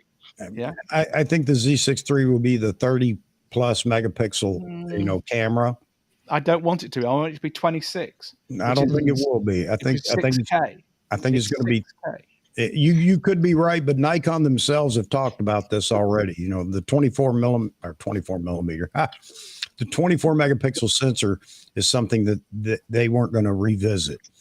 But so the reason I'm pushing for this, arguing strongly, is we know that sensor exists today. It's in a Fuji camera. A stacked BSI sensor in the X-H2S or X2HS, can't get them run the right way, exists today.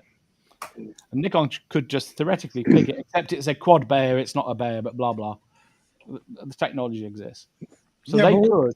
But we're talking about the Z6 III. It's going to get a new sensor, I believe. Well, if it is, that sensor exists and it's being tested now, right? Yeah, I think the Z6 III, like regardless of whether it's a 26 or a 30, really what it comes down to is like the overall price. Like as a Z6 user, like if that 30 megapixel sensor jacked the price up closer to like $3,000 for the camera body when it comes out, that might affect my perception of buying it, right? Like I'm looking for something right around that like $2,200 to $2,500 range, because then I could just replace the body I have now, sell that for $1,000, then I'm putting in maybe $1,500 more to get a new camera, and I'm using all the same glass. If they jack up the price and it gets closer to that 3,000 mark, I'm considering leaving my Nikon ecosystem, because at that point it's like, okay, like I'm not going to pay $3,000 for a camera body, then adapt a bunch of FTZ adapted F-mount glass onto it. Like to me, that doesn't really make sense. If the body's in that $2,500 range, okay, the lenses kind of make sense with it. Like in my mind, it I works. think that's where it's going to fall price wise. I think it's going to fall around that $2,500 mark, the Z6 III, because Nikon is basically shown us that, you know, I don't want to say they're willing to cut prices, but you know, so far with the higher end, at least, it's been very economical for higher end cameras. I would expect that's going to carry over into the other two bodies that, you know, have to come out sooner rather than later. The Z6 III, I think, is the most important camera on the list right now, because if Nikon delays that too much longer, they're going to lose a lot of people. I think so. You know, that love what they see in the higher tier, but it's not something they want or can use or can afford. So Nikon has to come out with the Z6 III, you know, soon. Well, and there's like Lumix is killing it right now with the S5 2X, right? Like that. Joe, you're a bit far from your mic. We can't hear you. Oh, I Can you hear me now? Yeah. Okay, there we go.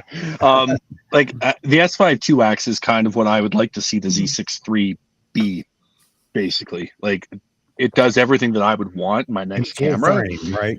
Yeah, full frame. And the only reason I haven't switched to the S5 2X is because of all my F-mount glass. So like I said, I'm going to give them probably till like November, December for a new camera to come out. And if it doesn't come out, I mean, my Z6 is still like, my Z6 is great. I love it, but 6K is something that, at least for my work, I have asks every day, like, hey, can you crop in a bit more? And it's like, well, no, now we're going from 4K to 1080. I mean, obviously most people can't tell the difference, but just to have that 6K flexibility would be great. And I mean, yeah, the higher megapixels is okay, but one of the things that's just so great about the Z6 as it stands, low pass filter and the lower megapixel count makes it great for both photo and video, right? So I think with the Z8 being such a high megapixel camera, well, not high, but like 45 is good, and the Z7 slotted to be probably 60 plus, you know, I think 24 to 35 is okay. So jumping on that real quick, you know, the rumor is that Canon's R1 could be 45 megapixel, and some have gone as far to say, because they don't want to, you know, say 45 since that's where Nikon's at, but 45 to 50 megapixel, and that may be the sweet spot for the technology that we have at the moment, for everything that they want to do with that camera. think it's the sweet spot for the customers. Well, not just the technology. no. I disagree, Andy. I don't think it's a sweet. It's for you. For me, it's a sweet spot. We're happy with it. But look at all the complaining about when the Z8 was announced and it was only 45 megapixel. Everybody I wanted really 80 don't megapixel. care. These people are not the customers, Chuck. Well, yes and no. I mean, Nikon's measuring everything that goes on out here in the phones and everything. Well, let me finish. Let me finish. Nikon is going to do like everybody else. They're going to give those people the camera they want. It's going to happen, but it's not going to be in a camera that you want or I want, and that's where I think the Z7 series falls into play. They're going to give them the 60 plus megapixel sensor, because there are people that you're just absolutely sure that they've got to have that for whatever reason. And I'm not going to argue with them anymore. I don't care. Nikon will have enough flexibility in the line that if you want a 80 megapixel sensor camera or whatever it's going to be, you can go buy the Z7, Z7 III. There you go. You got it. You got what you wanted. But back to the Z6 III, that's the everyman's camera. And there will be a lot of people that have a Z9 or a Z8 or both that are probably going to pick up a Z6 III as it comes about. I'll tell you that right now, too. That is a camera that will sell well. Sure. The ZF is people will be jumping over the moon for 2 days. And all 19 of them will have bought the camera. 19. Try to put film in it. There's going to be an inventory shortage. Sorry, due to a lack of parts, we cannot sustain these three. That Pentax is completely sold out in Japan and the Far East. That retro Pentax. So there's a lot of people that like the retro, right? Yep. They're going to complain like crazy because it has to have video in it. But okay, I don't care. All right. Yeah, well, I think the Z6 III, again, there's such a stopgap in the market for all around hybrid cameras that have competitive photo and video capabilities. Well, and I think a lot of people is killing it. A lot of people will argue and say the flagship is the anchor camera for a brand. I disagree 100%. The anchor camera for any brand is the one that's in most people's hands, the one that most people are going to buy and can't afford and everything else. We could argue all day long about the D850, the greatest camera ever, and it sold extremely well. D750 is the anchor camera for Nikon. There are more D750s that were on the street in weddings and everywhere else than any other camera that Nikon made at that point in time. And that's top wedding photographer's camera in the Nikon lineup by far. And that's where the Z6 III lands. It's going to be the anchor camera for Nikon, and there's just no escaping that. And Nikon needs to get it out as fast as they can get it out, in my opinion. Again, sure. But I hope they make D500 mirrorless body in whatever. In I don't even care about the naming convention or whatever. I don't care. I hope they do it. I really do, because there are so many people that think that's going to outsell everything, and it's not. Because we're in a different realm than we were with DSLRs. The D500 was unique in the DSLR market. Whatever it happens to be in the mirrorless market for Nikon, it won't be as unique. And then that's going to, a lot of people are going to figure that out real quick and say, well, I really didn't need this. I don't know why I wanted it so much. Yeah. I got a D500 over here that I had to have. It's sitting over there. It's got less than 10,000 shutter activations on it. Yeah. Oh, guys, does my microphone sound better now? Is this? Yeah, it's good. Okay.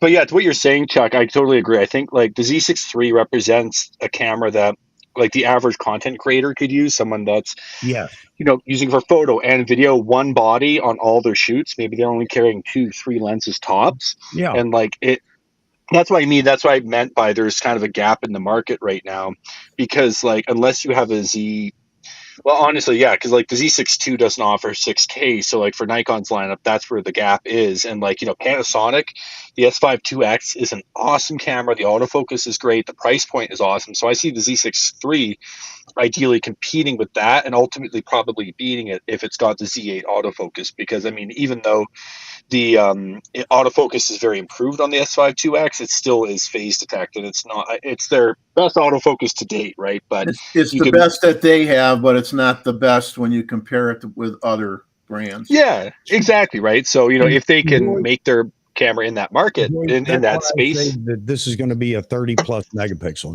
The key 33 megapixel just keeps popping in my mind. I just believe that it's going to be in the 33 megapixel range, because then it covers both stills and video, gives you what you want in video, gives still shooters the extra.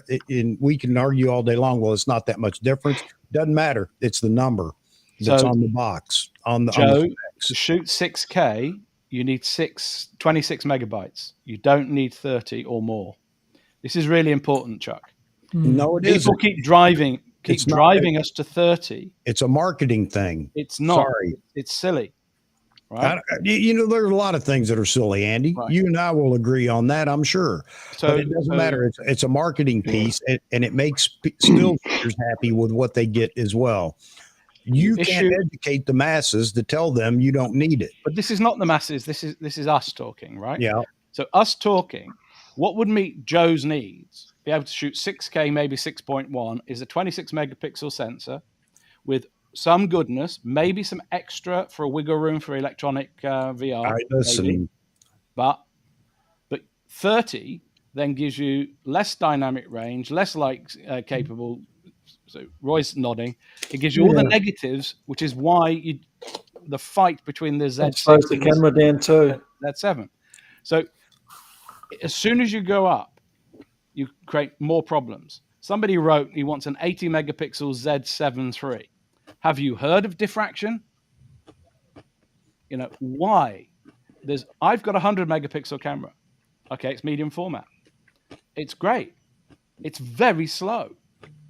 You can't move the digits fast enough. So if you keep it at 26, you can keep an SD card in there, a UHS-2 V90 in there. You can feed it really well. I assume they've put a CF Express in there as well. Yeah. I mean, as long as, for me, to answer your question, Andy, as long as the sensor kind of does what my Z6 sensor does now with low light, it's got a low pass filter and it works in low light, I'm good. So for me, going into the very technical 26 to 33 range, as long as it's 35 or lower, I'm happy, because I've used higher megapixel cameras that go above 35, and that's when I really start to notice a difference. And I mean, that's really why Sony's ZV, it's the E1, right? That's got the 10 megapixel or whatever sensor. Going that way, I mean, it's amazing for video, but then obviously, you're sacrificing photo. So I feel that 26 to 30 range, it's a sweet spot as long as they're able to optimize it for that low light one. Because even when I was shooting with the Z7, that not having that low pass filter made a very noticeable difference in low light. And I was like, I really take this for granted. Yeah, what would be nice is a proper Super 35 spec with the ability to go full height, uncropped, open gate as it's called, so you can put amorphic lenses on it. And yes, we've got to deal with the heat issue, because the body's going to be even smaller than the Z body, right? As soon as you go into even more and more megapixels that you're just basically going to bin in your video, it's a waste of time. It's just seriously a waste of time. So if we can help Nikon to launch an XH2 equivalent in full frame, and that's what the XH2 basically is, in my head. It's not, it's a crop sensor, obviously, that delivers that 6K with the Nikon autofocus and an XP7 chip. So the chip has to be stacked and able to do twin channel work. I think that would be an absolute monster to sell. But if we've got to wait for a very high quality 30 megapixel plus sensor to come out with all of that, I'm sorry. I think that's, like Hogan says, that's next year earliest. So I think we need to be a bit more, what can be delivered now? Well, there is nothing that can be delivered any sooner than the Z6 III could be. Sure there is. What? ZF. Reuse that Z5 sensor. What the? For the 15th year running. Blanky blank. There's lots of things that they could just launch. if they listened to the focus groups, they Okay, wouldn't have given us anything. So right? if we're going to go down this path, then why am I going to tie up all my production in something like that? That's not the issue. The whole, Nikon can't make. They can only produce so many bodies, at any one time. So, I'm all for it. If Nikon would come out and say, we're going to give you the D500 equivalent in mirrorless, we're going to give you the ZF. Also in a retro body, then everybody's going to complain. I don't want a retro body. I want to. But anyway, well, no matter what they came out for megapixels, people aren't going to be happy, because if it came out 24 instead of 33, correct. Those that want 33 wanted 33 are going to say, well, I want to have that little extra wiggle room for cropping my image that I don't have when I got a 24. There's always going to be point, counterpoint, correct, back and forth. They're going to be trade-offs either way, and I'll tell you, no one's ever going to be happy 100%. They're going to be trade-offs no matter which way you go, and I think people will lean to the higher megapixel. Why? Because they've already spoken. I mean, in general, we want an 80 megapixel camera. I thought the Z8 would be 80 megapixel and set itself apart. Well, it would. It wouldn't be near as good. 80 would be a disaster. Absolute disaster. But I think Nikon is going to give the consumers what they ask for in the Z7. 62.8. That's my guess. I'll put money on it. $62. Even Just that's kidding. too much. Right. 62 Well, I think is really too much, right? what it comes down to, though, for Nikon is just like for the rest of the year, what are they wanting to accomplish? A Z6 III makes a statement. It's a market disruptor, and it grows their market share. It's a much larger consumer base that would be interested in that.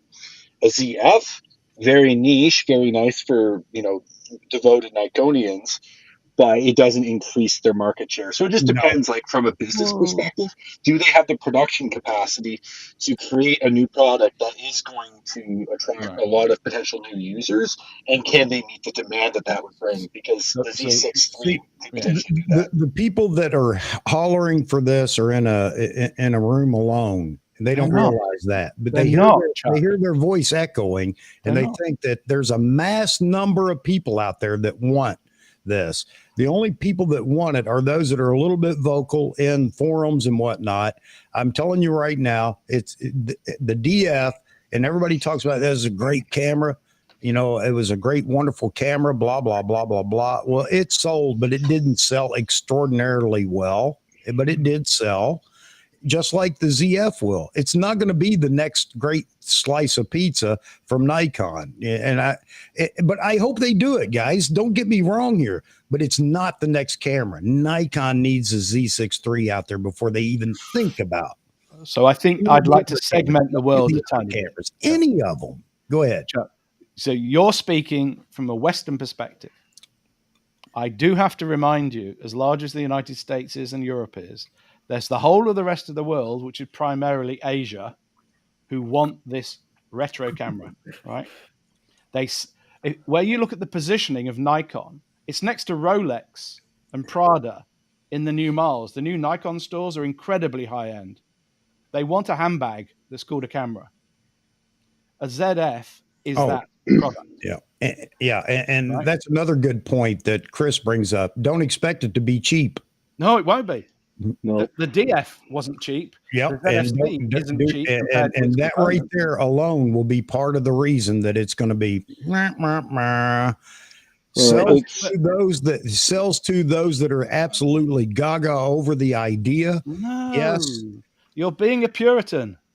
I am. You're not a blind young Asian fella.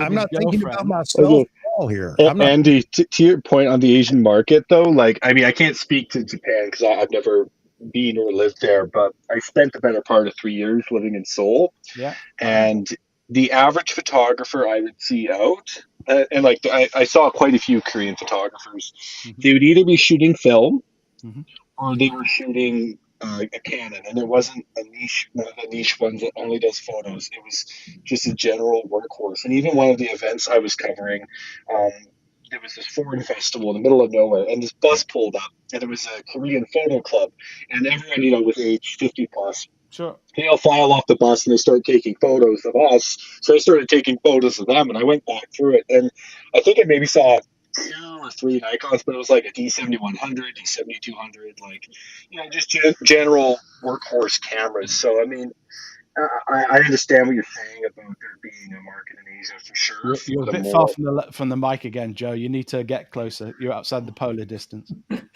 okay. I understand what you're saying about the market being greater in Asia for these more niche cameras, but at least from what I saw, I maybe saw 1 or 2 Leicas So while I let was me. there. Yeah, I spent 10 years working with South Korean folks. So, have they heard of K-pop? This is the younger generation who've got money in their pockets. It's not the old guys who are now retiring. And by the way, they rarely retire. So your wonderful Korean gentlemen and ladies who have worked really, really hard for decades are now being supplanted by the younger folk who are very much like kind of us a bit, but they're more crazy. Across the whole of Asia, the 20-year-olds and younger are really into their fashion now. And that's why the Pentax sold out. It wasn't bought by old guys. It was bought by young kids who want the fashion accessory that they can take nice photos with. And video. It's really important, both, right? Yes, they'll be on a selfie stick in half a second. They'll be going like, whatever the pose is, I can't do it. But the younger generation is why, the younger fashionable generation with money in their pockets is why the Nikon store in Singapore and Vietnam and across China are all in high-end malls. You've not seen anything like this outside the Middle East if you've seen some of their places. These are really high-end stores, and it's sold as a very high-end luxury, and they will sell hundreds of thousands of these really high-end products. It doesn't matter what happens wherever we are or wherever the more parsimonious people that know about photography are. This is a fashion accessory that's also a camera. But is a Nikon going to be that in Korea? Like, at least in Korea, I never saw any Nikon cameras used in that capacity. If I went to any malls, the only stores I saw that were like sort of like that fashion accessory, like a statement piece, it was Leica every single time. The day that Nikon opens a factory in Korea, the country will go behind it. It's only Nikon shooters that want this. So don't think you're going to break into other markets with that camera, the ZF. I'll tell you right now, it's them. Few and far between. Again, I want Nikon to do it, but not right now. Give us the Z6 III. I don't want the Z6 III. I don't need it. But there are people that are waiting for that. They love what they see in the Z8, the Z9. They want to see that now in a very reasonably priced body. And guess what? The Z6 III is not reasonably priced for those around the world. It is within the Nikon market, but not so much for everybody around the globe. Nikon has no, we can argue about this too. Nikon has no entry level full frame other than the Z5, and it hasn't been received so well. Now, has it? It's sold, but it hasn't been received extremely well. That's where the Z6 III comes in. Z6 III has to be that camera. That's the anchor camera for Nikon. Okay. We shall see. We shall see. Yeah. Okay. But yeah, for those that think you're going to get this high-speed, cool, retro, full-frame ZF body, and you're going to get it for $1,800, think again. No. It'll be $3,000. Yeah, at least. Yeah. And that's $2,500 to $3,000 is the price to pay. That alone will be a reason that it won't sell as well as some people think that it will. It won't sell in the United States. I have to keep saying this to you. No, may not sell in the United States. Internationally. Sell in other countries.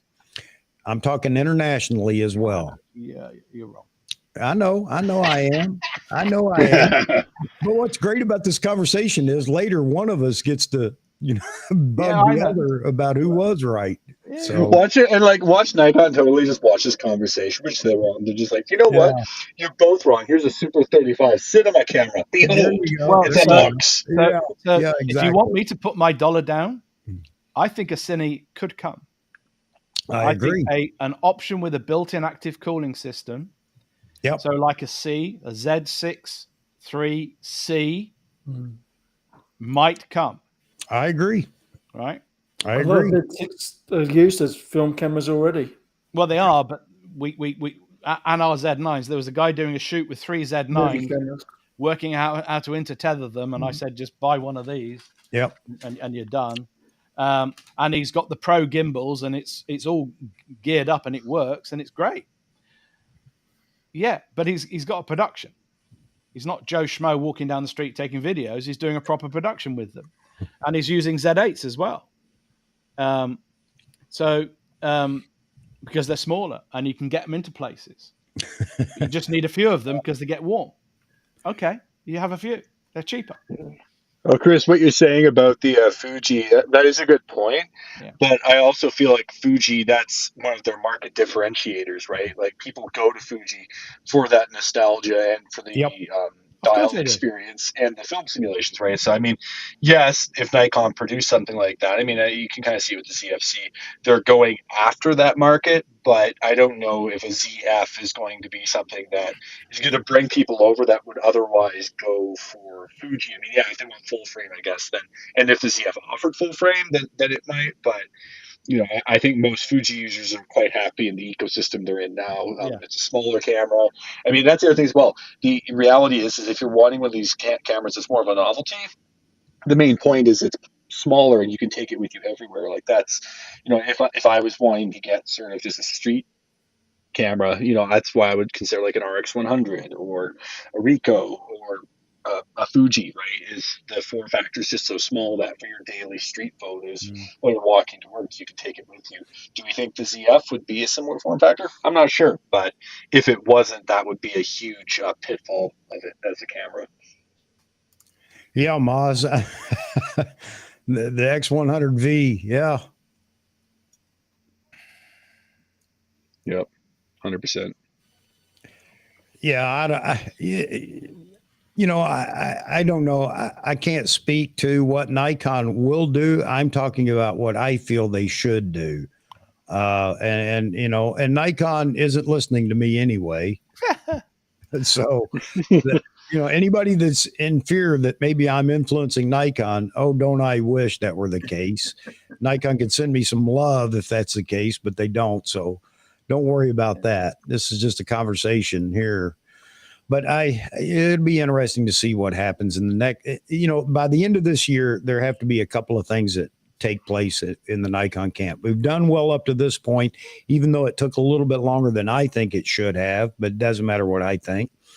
The 2-600 has to come out this year. And if it doesn't, man, I'll tell you, there's so many people out there that have been waiting and waiting and waiting and waiting for that lens. And I can't think of a better time for it to appear. There seems to be an uncorroborated rumor or feeling or something that it could happen here in the next couple of months. I hope that's the case. The 2-600, that is, or 180-600 or whatever it's going to be. And I hope it lives up to what everybody is hoping for in that lens. It's not a lens that I'm looking for, but again, I want it to happen because there's so many people that are asking for it out there. Will it be $1,600? Yeah, I would hope. I would hope that that's where it lands, Andy. With the new Z class, there's no telling. We don't know for sure, but I hope that it's reasonably priced. Well, there's reasonable and there's reasonable. Yeah. I mean, people have looked at the Sony, and it's a good 200-600. People have looked at the Tamron, the new 60-600 Sigma is doing really well. People love it. I mean, it's a crazy nuts lens, but it goes from 60 to 600. Yeah. Nuts. It's not free, and it's an F mount, not Z, obviously. Okay. I'm like you. Let's get it out there and get it out and start the howling and screaming about it. It's not. It's going to happen anyway. It's just And Andy, that just gives us something else to talk about, doesn't it? Gives me another reason. It never ends. Blacklisted again on DP review, which I hope is still there. I got done today twice for being a little bit too direct. Well, the F mount's like 1,400, I think. Yeah. The 2-500. Yeah. So you got to figure if you're 2-6 Z mount, and you get that extra 100 millimeters, you got to figure you're going to be at least another $300 to $400 more than that, I think. So I think you've you're got to pay looking for at the big amount. That's 1,800, expensive. 1,900. Well, under $2,000, I think would be respectable if they could hit that under $2,000. You know, even if it's $1999.99, because they like to do that. It's been fun watching the chat there. People talking about like producing cameras that like can do video but no audio, and like I think this kind of goes back to what we'd spoken about a few live casts ago, and it was one of Chuck's points was like adding and removing things from the camera. It's like why? Like the reality is, all these cameras can do video. Like it's just part of it. So at least for me, like I say, put in as many ports and things as you can. What's the harm in that? Like if it's not affecting the camera's computing ability and it's still able to do the same functions, put that flexibility in so then you can get more users on it, right? So the real challenge, I'm with you, but I think the real challenge is you need a bus level connection if you're going to really, really unleash these cameras to write to SSD or actually connecting stuff. HDMI is fine, but it doesn't really have the bandwidth. Putting a card in is great. I mean, our cards, the 2 terabyte, the 4 terabyte cards, including the Angel Bird that died on me, is great. But it's not as cheap per unit of gigabyte or terabyte as an SSD, which is why a lot of people in the video game really want to write to a cradle. One of these. All right, so here you go. Here's a toast to all those waiting for the ZF and the 2 to 600. Here's hoping it shows up this year. I was trying to find something better to drink.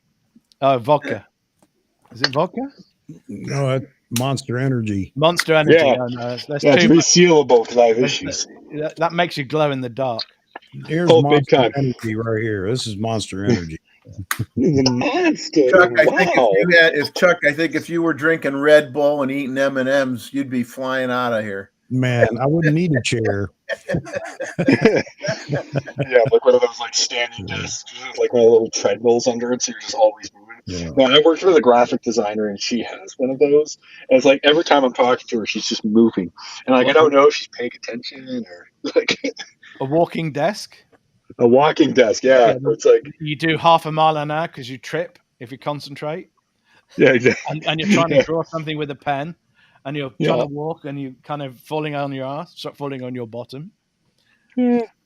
Nancy, me too. I bought about 2 Z lenses, and then I switched over to the F mount class just for value. I started out with 35-1.7, and then I got the Pancake Special Edition 28-2.8, and I was like, man, why did I buy 2 primes that are like 7 millimeters apart?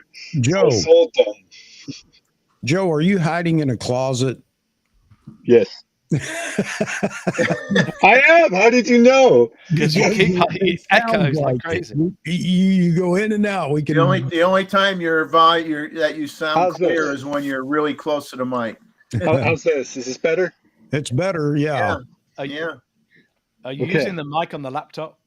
No, I'm trying. It keeps switching. I'm using an iPad right now because like I'm at my office, so it's like I keep switching the mic back and forth. But anyways, point of the story is I don't live in a closet, I promise. But if you buy only Z lenses, you live in a closet like this. I'm kidding. But I sold the 2 lenses, and for the amount I sold them for, I built out my entire kit. Right, like I sold them, and with that, I bought an FTZ2 adapter. I got a 17 to 35 GED, which is beaten to all hell, but it's still decent. 51.4, and then a 7200 version 1. Literally, the cost of selling those 2 lenses financed all of that, right? So, I will definitely not dispute the fact that the Z-mount glass is sharper, better autofocus slightly, but I've never taken a photo of a single client that said, "Please sharpen my skin more." So I like the softness. It's nice, even if it's mandatory because the lenses are older. But are you shooting JPEGs only, and hence skin softening? Well, you can take RAW with skin softening turned on into NX Studio, and it will lift those settings. Or I could just use cheap glass, and I'm good to go. Or Vaseline. Buy really expensive glass and a pot of Vaseline, and just do the little solution. or a mist. Yeah, stick with my old glass. Yeah. Yeah, I'm not in I'm not in a stage with the company I'm at right now where they're like, hey, we're gonna finance your camera gear. It's more like, oh, Joey's got camera gear, bring it to work, right? Like, so it's like until we get to that stage of evolution where they're like, oh, carte blanche, you can get your own gear. You know, Joe, when you swung your camera around to stage right, as in your left, there was a nice human resources. Your left. Yeah, there was a nice human resources person sticking their head in. I'm only joking. Oh, good times. Good times. Speaking of which, I gotta go. I gotta run. On that note, I better get running. But it was great talking to y'all. Thanks for having me, Chuck. It was great seeing everyone. Sorry I've been kind of MIA for the last 10 days. You're doing a bunch of maintenance on my apartment, so I had to leave it for the last week. That's all right, brother. That's okay. But, Again, life comes first. 100%. That's also why I haven't put out any content. I'm sitting on a video about wedding photography and F-mount class on the FTZ2 adapter, and it's just sitting on my computer and it's teasing me. It's like, edit me now, or it will not be relevant anymore. And I'm like, no, it's going to be relevant for at least another month for sure. But anyways. All right, brother. I'm going to stay in here as long as I can, but just let everybody know, man, there's some big thunder boomers going on outside. So if the lights go out, that's it. We're done for. But thanks for stopping in, Joe. Good to see you, brother. Yeah, my pleasure. Have a great day, guys. Take care. The Z6 III will have a 30 megapixel sensor. Bye. Bye. Oh, man. Wow. Well, it's a good job we don't sit in product design at Nikon then. It is. It is. It's a good thing I'm not sitting in their marketing department. So have you ever had to work with focus groups? No, not like that. No, not in the civilian community. No.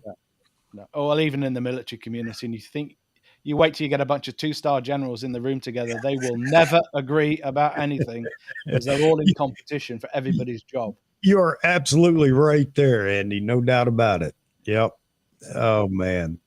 All right. I got to go look out the door and see what's going on out there. No, I haven't moved yet, Nancy. If I had moved, I'd be experiencing this more often. No doubt about it. Let me go see what's going on. I'll be right back. Man, I can't believe this mic is isolating that extremely well because the windows just rattled on the last one. Man. We're having a bit of an argument, including with Tom Hogan on DP Review. It's hilarious about what Tom Hogan wrote. They're going on about the fact that there must be 2 different software teams working on the Z8 and the Z9, and that's just wrong. Probably is. Well, no, it's not. It's wrong. They're doing version management. That's all they're doing. Yeah. These teams the teams doing the origination work have been working on it forever. It's the teams doing the production testing and the bug fixing. They have to go into little isolation booths. But the basic algorithms for AF and all the other things, they're the same. They're in common. No. They have quote unquote a firmware department, sure, like anybody else would have, that does the firmware for everything. Yeah, of course they do. Of course they do. Yeah, I mean, maybe they have like one guy that's does lower end stuff, or a couple people that do the lower end stuff. But when it comes to a Z9 and a Z8, it's the same group of people doing that. There's no doubt about it. But it's like a cup like this, right? You fill the cup to a point in which you can release the firmware. Yeah, that's all they're doing. Yeah. Right. Okay, we got a 4. I don't know it justifies a 4, but that's what they called it. Okay, and we're yet to get the 1 point whatever it is for the Z8, and we'll get that. Now, does the 1 point whatever it is for the Z8 equal a 4 in a Z9? I don't know, because if it does, they already know. Yeah, it's just we won't know until it comes out. Yeah. I'm annoyed greatly by this particular Sony shooter. Oh, the Z9 was released a year too early. No, it wasn't. I bought it. I bought 2. Sorry, 2. Yeah, that's silly talk coming from people in the Sony camp that complain that they're not getting firmware upgrades from Sony. So it's a basic jealous reaction, yeah? Yeah, it's just a very foolish thing to say. Yeah, but I've not found a Sony shooter who's unhappy with Sony gear. So why are you bailing in on my thing? I'm one. You're what? Wait, I've you got mean A7 you've there. got another room full of Sony stuff, Roy? No, I've just got one A7 that doesn't work. Okay. That's why I'm not happy. But everybody that's got small hands loves the Sony. Okay. Everybody with large hands loves the Nikon. And then you got Canon shooters, and we can't talk about because they're the devil. They're not. This whole subject of brandism. I love the fact there's 3 main brands and 3 others up and coming and doing really well and grabbing share. You've got a Micro Four Thirds, fantastic product line. You've got the APS-C led by who? Is it Fuji or OM or Canon? It's certainly not Sony and Nikon, right? Because the Sonys all look like also rounds. So it's great. It's a good time to be in this business that's been shrinking for so long, is now seemingly getting bigger at this middle to high end. It's evolving. Yeah. And I think my issue, and I had this with Con a little bit on the Gray's live stream, is he's selling gear. That's the business they're in. So they want product to get people into the system, which would drag the system down into this lower end market. That's not what I read when I read the management plan, the long-term management plan. What I read is, no, we're moving up here and people will come because our stuff's good. That's what I read, right? And if we're going to bring people in, we'll bring these creatives who want to shoot video first and also stills. So all these cameras are video cameras that also shoot stills now. That's what they are.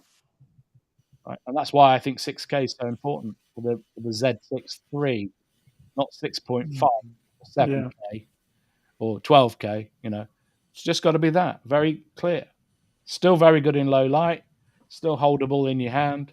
Give you a real workhorse of a camera. Yeah. Leon, do you have the extra plate on the bottom for something to do with your bottom finger? Only playing. It's called a battery grip. No, it's you buy the. I know. The only reason you buy the really right stuff. Yeah, the little bit, plate little is because it adds plasticky an extra ½ inch to the bottom of the camera. I printed one from a 3D printer on mine. It was too You small. You printed a 3D printer one. This Leica Q3 I've seen people talking about. You can buy a grip, but it has it. So the camera's just a flat face with a lens on it. You buy it with one of these on the grips. Yeah. And they're selling it because people want something to hold on to their $8,000 camera with. They don't want to just have it in the end of their fingers. Anyway, small rig. Hey, Leon, and your photos show no sign of any degradation shooting anything else. So, man, some fantastic photos you capture. Yeah. Happy for you, brother. Again, I think everybody should be happy with what they're shooting. And again, you're not gonna hear me running anybody's camera brand down. Yeah, that's a great thing about having so many options out there. You get to shoot what you want. Yeah, I'm not a fan of the Leica Q series. I don't care about the fixed lens. I know that, I get all the reasons other people like it or whatever. It's just not something for me. But then again, I'm not somebody that's jonesing after Leica for anything. So, all right, Andy's going to have to take off here for a minute. Andy, dinner is nearly on the table. Man, can we all join? Yeah, maybe one day. Food comes first, man. Food comes first. Family comes first. Absolutely. Well, Andy, thanks for being in here with us. Another spirited conversation. And I'm glad we can agree about everything, and you've caved completely, Chuck. It would not be the same if you don't. It's a holdout from a war we fought many years ago. So it feels like it. All right. That was 1776? You threw some tea somewhere. Yeah. Okay. All right. Bye. All right. Take care, Andy. All right. We didn't have tea bags. All that tea went the waste, right? Yeah. I love when Andy joins us because he's got a lot of ideas, opinions, and everything else, which everybody should have. So I think it's great. Charles says, I never understood bashing something else you don't use. Yeah. And that's the reason, I've said that so often. I can't compare my camera or Nikon to any other brand because I've never shot at any other brand. I'm not saying that because, Nikon's the best. It's the best for me, and I'm happy with what, we get. So, yeah, I mean, we could sit back and definitely say, as Nikon shooters, whether or not we feel it's the best Nikon camera ever made. Yeah, because most of us have owned many of them. I'm not playing with any camera I can get my hands on. Yeah. So for those that are still in here or maybe just joined us, we've had a swap out over lunch. Some people in, some people out. Saturday night, we're talking film cameras. So make sure you get your popcorn popped and everything else you want, your beverage of choice, and get ready because we're going to talk film cameras. I shouldn't say we are. I'm going to sit back and listen and learn from all these guys that are in here. Yeah. You see two of them right there. Chuck's going to surprise everybody and do all the talking. No. He'd really enjoy that, wouldn't he? Yeah, I plan to do a lot of sitting here eating M&Ms while you guys go at it, and everybody brings up all their comments and questions about film and everything else. But hopefully, we have a good time. I think we will.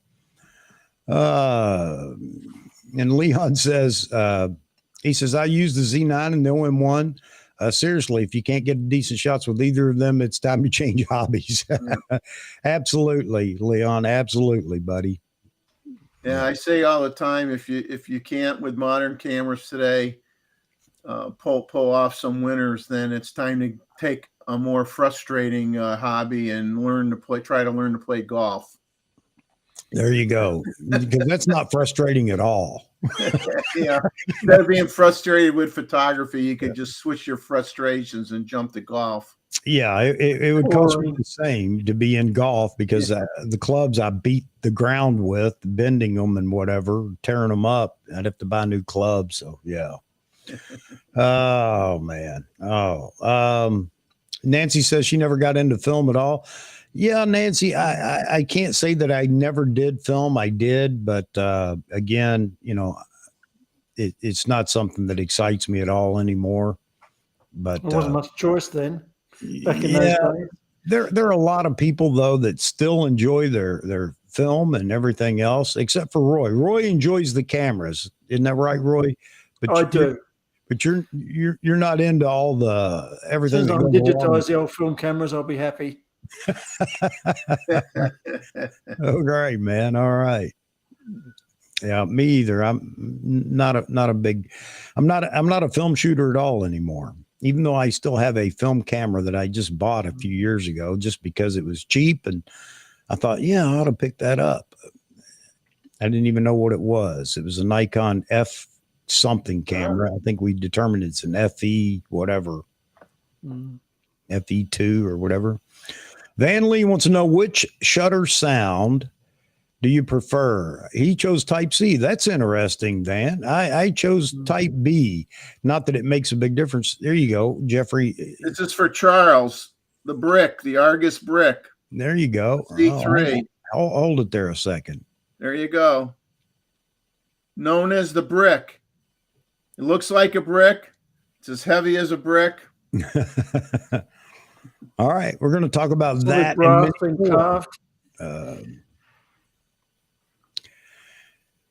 Yeah, Leon.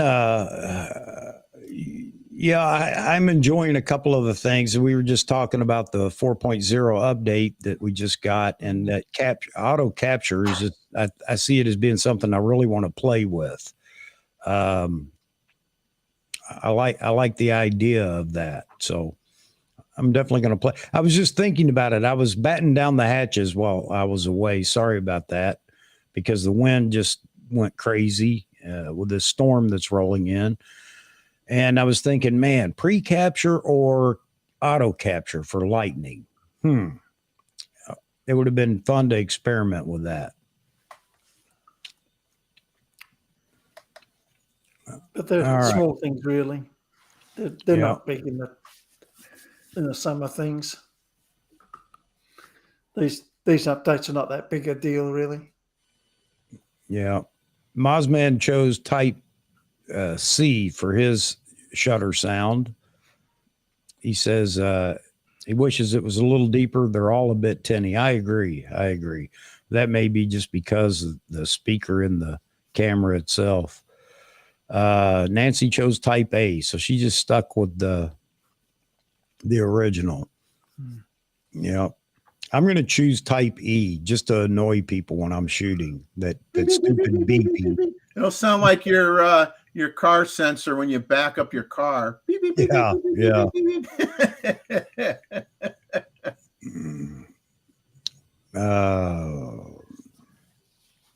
Yep. Yeah, we're getting some rain now. James, definitely getting some rain. You guys aren't getting much down there. We need it up here. I just rather it not be a thunderstorm.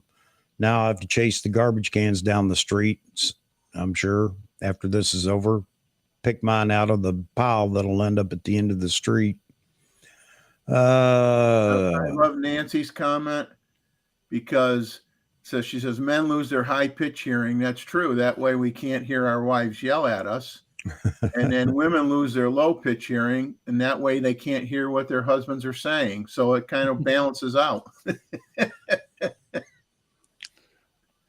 God does have a sense of humor. I agree.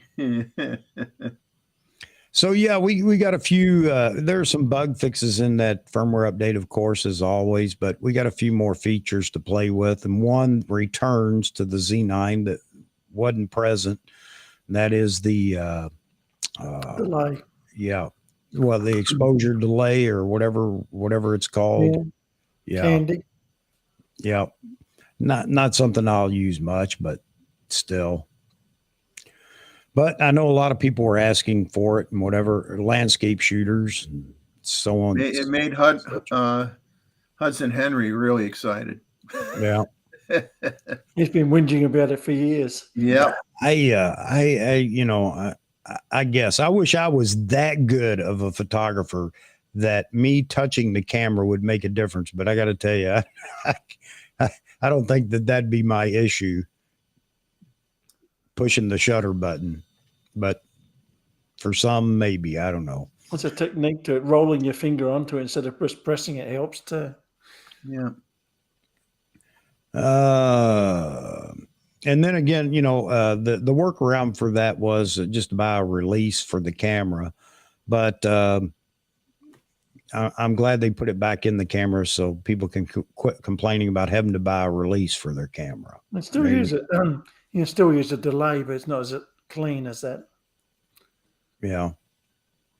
Well, maybe the auto capture will suit them even more because the camera has as much time as it takes for something to come into the scene. It can sit and quit shaking, or then again, it may shake more because the other walking around it or whatever. I don't know. I think auto capture would be better for people with two cameras.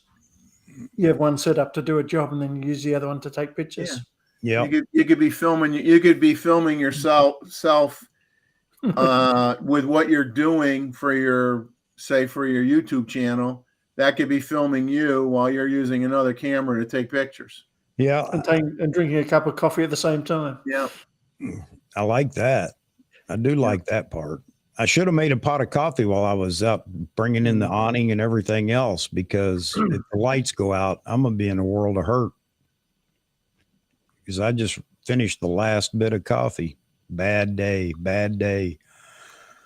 You have to drink instant. Van Lee says, I set my Z9 in the living room for capturing cats and I can take a break. Oh, man. All right. Yeah, it's really great to see you in here, Charles. Really, really glad to see you, man. And again, I hope you're doing extremely well, buddy. All right. So we've talked about 4.0. We talked about Nikon's marketing strategy, and we've talked about ZF. We've talked about Z500 or whatever they're going to call it. Where do we go next? Yeah. Talked about hurricanes, tornadoes, the Q3 a little bit. Yep. The Q3. Yep. I don't know. We talked about what we're going to do Saturday night. Is there anything else newsworthy in the camera world that we need to talk about? What is going on other than, it's hard to remember. Seems like a blur now that we've had, the 4.0 release, 4.0 release. I don't know if you guys remember his name. Juan was on the stream the other night talking about coffee. Well, he sent me I guess it's a website for his products, his farm. Interesting story behind that too. But let me see if I can pull this up and paste it. No, I don't want that. Nope. Made a mistake. Of course I made a mistake, right? Give me a second. I want to drop this in here for anybody that's interested in it. But yeah, he sent me come on. Man, I can be such a knucklehead. I can hear the thunder now. Can you? I just heard it. Yeah, a second ago. Yeah, it's getting wild out there. Here we go. Let me try this again. All right. I'm going to throw this over here for anybody that wants to check out Juan's I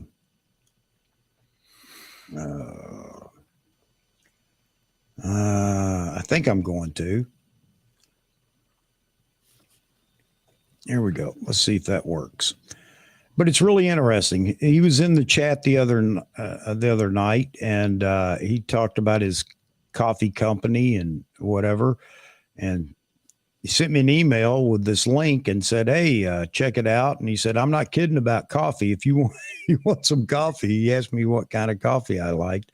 But it was really interesting checking him out and his story behind it and everything else. It might be something you guys would be interested in looking at. All right. Mozman asking, does anybody have any experience with the Rokinon SP14 2.4 on Canon? I've used them. I wasn't impressed. They're one of those sort of generic lenses. Yeah. Like the Samsung and that. I've got a Rokinon 12 millimeter that I bought a long time ago.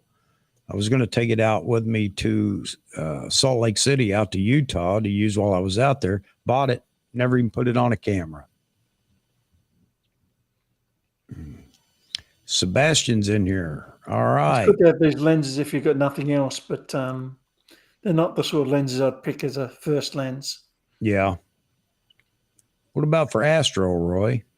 It's even worse because you want a fast lens and you want it to be very sharp to the corners on Astro. The 20mm Nikon seems to be the favorite lens of Astro shooters. 1.8. Yeah. It definitely is. That's the lens, but he's mounting it on the. He wants to mount it on the R5, I think. So, if you're on a budget, there's at least you've got a lens. Yeah, any lens is better than no lens. I was looking at I was talking to David Stewart.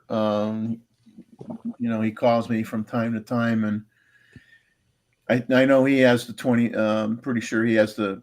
Well, I thought he had the 20mm lens. I think he uses the 20mm lens, and David, if you're still on and I'm wrong, correct me. I think he uses the 20mm lens in the F mount, and he has the 24mm lens in the Z mount. And so I was thinking, well, I don't do Astro now, but if I ever wanted to, would I get the 24 or the 20? And I'm thinking, well, at least if I got the 24, if I used it for street photography or something, and I had people somewhat close in the picture, they're not going to be distorted anywhere near as much as if I had the 20mm lens on it. So maybe the 24 would be a good compromise where it would be good enough for Astro, yet better for people, and so I'm kind of thinking maybe if I were to get a faster prime, I would get the 24 might be a good balance between both Depends on the street, speed of the 24. street and astro. You really need that 1.8 for astro, so you don't have a long time exposure. Yeah, I mean the 24 isn't the 24Z a 1.8 as well? I think can't it is. remember it. Yes. It is. Yeah, I think it is. So I'm just kind of waffling, but I'm thinking the 24 might be a better. I would probably use it more for more things being a 24 than I Much more would versatile. the 20. You know. I like the distortion of the 20 though, but I'm funny that way. Hey, Ray Powell says, sad day here in the UK. The RAF are retiring their C-130s today. Man, that is. What are they going to, Ray? What are they going to use in place? That is an old airplane that has just continued to deliver for years and years and years. I know it delivered me a few times as I went out the door of it, and not while it was sitting on the ground either. Whereas you have to wear parachutes to ride in them, though, doesn't it? Yeah, that's a shame, man. That is a workhorse airplane. I've been actually over in Kenya. I've got a photo somewhere I took, film, believe it or not, from I can't remember which camera I had available to me, of a C-130 landing on a dirt strip out there in the middle of nowhere. And the only thing you can see is the nose of the aircraft as it reversed pitch on the props to slow itself down and push that big giant cloud of red dirt or red dust in front of it. Cool photo. I need to find that and digitize it. I got to go in. I never obviously I was not in the service, but I mean, I worked in before I worked in the aerospace division. I worked in the aircraft division, both military and commercial. So I worked on stuff for the 747, the A320s. I worked on stuff for the Apache helicopters, as well as F-18s and the C-130. So I was lucky enough to be able to get a tour of the C-130 because Pratt & Whitney had their own airstrip next to their factory in East Hartford. And they flew in a C-130, and a bunch of us got to go on it and look at it because we made content that went on the plane. It was pretty cool. We got a nice tour, got to look at it. It was very impressive. Very, very impressive plane. Really had a good time. I just looked it up here. RAF Hercules performed UK flypast to mark retirement. Wow. Sad day. Yeah. Well, I hope it's not sad. I hope the replacement, the Atlas, is, just works just as well for them. But I mean, that's quite the history of that aircraft, though, the C-130. Amazing history. Long before I joined the Army, it's been around, and man. All right. Back to all things photography. Maz says he has a star tracker, so lens speed isn't as much a concern. Okay. The 14mm 2.4 Rokinon is widely praised in astro groups for coma and corners, not the 2.8 though. Yeah, that goes along with what Rakesh was saying. That's a new updated version, the 2.4. Yeah, I remember the 2.8 not being that spectacular. Yeah, cool. All right. Every brand's getting better though. A lot of these third parties are getting very good. Mozman had made a comment about some holes in the RF lineup as far as lenses go. And Sebastian says, the biggest hole in the RF lineup I noticed was in my pocket after buying a few. Those Russian ones are pretty cheap if you don't mind a quality control problem once in a while. Well, Nancy, I like Nancy's comment. After working in manufacturing and aerospace, I no longer get on airplanes. And I smile having been there and worked in aerospace, and then I went from aerospace to space and worked on the space shuttle and the space station and the suit and all sorts of stuff because I used to work for what used to be Hamilton Standard. That's changed names like 50 times since then, but and did get to go to Houston a couple times and work with people at NASA and at Goddard and whatnot. So it was a fun career working both aircraft and space. I'm not going to say I missed it. It was very stressful, but I'm glad I'm retired. Let's put it that way. Yeah, that was a big thing in the military early on when I was young in the Army. Getting on a CH-47, which is another workhorse. It's just a helicopter, as most people may know. But the old joke was, if it wasn't leaking hydraulic fluid, don't fly on it, because that means it's out. And I mean, it was pretty true, I guess, because I don't know what it was about it back then, but you would think they would have fixed that sooner rather than later. But I can remember first 3 or 4 years in the Army, everybody talking about the CH-47, man, the hook. If it's not leaking hydraulic fluid, don't get on it. Well, don't talk about the Osprey, right, Chuck? Don't talk about the Osprey. Yeah. That was an aircraft that should never have been made. Yeah. No exit to bail out of them. It was a great idea, but we'll leave it at that. Yeah. Yeah, one person's idea, it ends up being another person's nightmare. Oh man, the storm, it sounds like it's passing now. The rumbles are lower, so I guess it's moved on. But we're supposed to get more here this evening. Oh well. No, there's some more. You guys probably didn't hear that. It wasn't loud enough. Yeah, you couldn't pay me to be an astronaut. Me either, Nancy, only because I could care less about it. Oh, your husband's an engineer there at Redstone for the Army. Okay. Cool.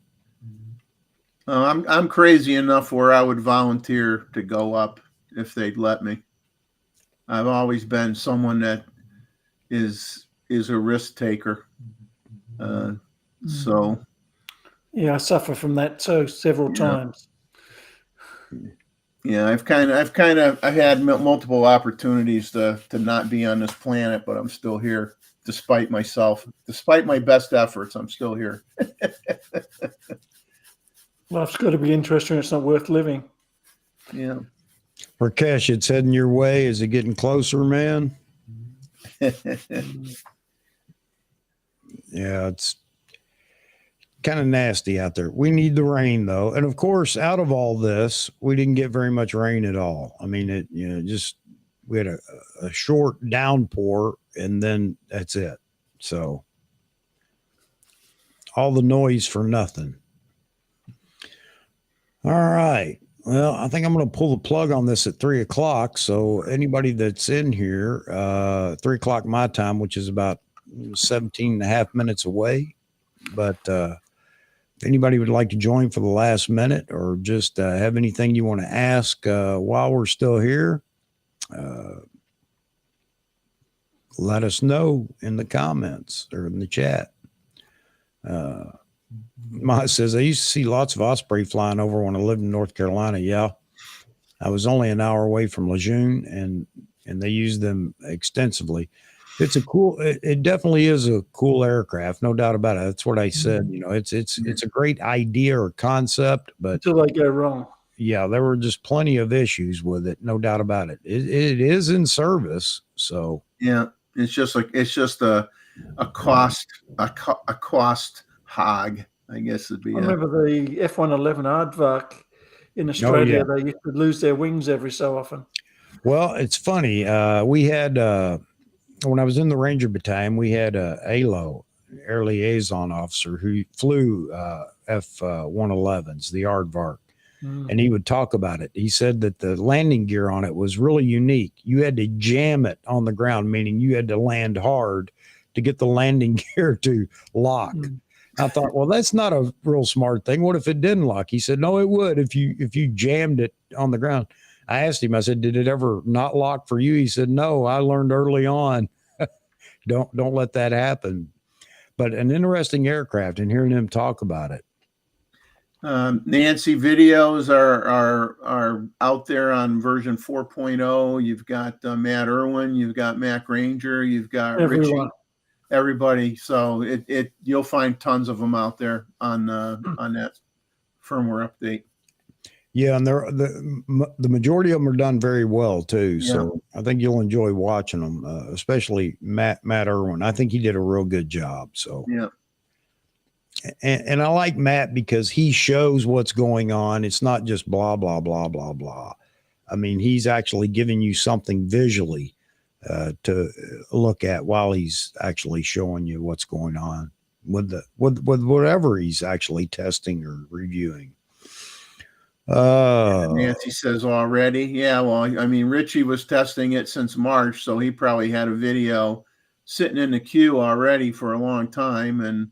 And Matt Irwin is someone that if he had to stay up all night to do one, he would do it.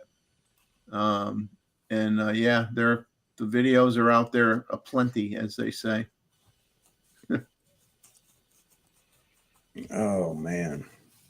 Hassan, you're down in Alabama, huh? That's where I went to Warrant Officer Candidate School or course. Ugh, what a joke that was. Down at Rucker, Fort Rucker. Well, I guess is it not Rucker anymore? I haven't kept up with the name changes. I know everybody that from Bragg has complained about the change of the name at Bragg. So another great, wonderful opportunity to spend more taxpayers' money on something ridiculous.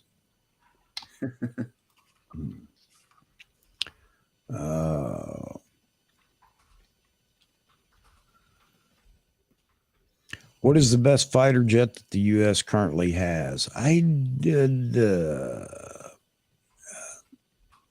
F-22 or the 35. I don't know. or the F-35. I'm not sure which is best. Yeah. You ask the pilots and they'll say that theirs is the best. Yeah. Whatever they're flying. Whichever one works is the best. Yeah.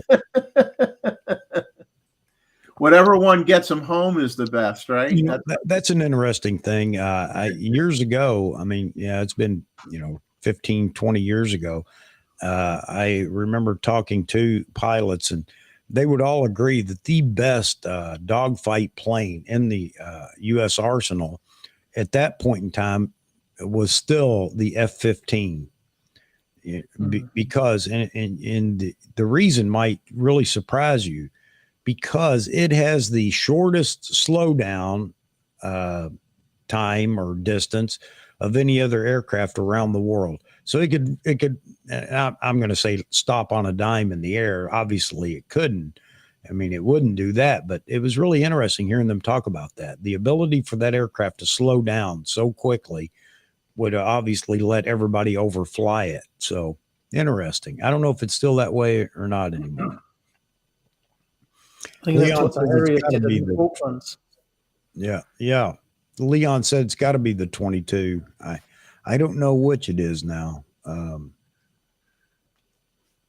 If you let them overfly and then you just shoot them all from behind. Yeah. Can you imagine the old days with bi-wings, the ability to do that? They didn't have to slow down. They're already running slow. Yeah.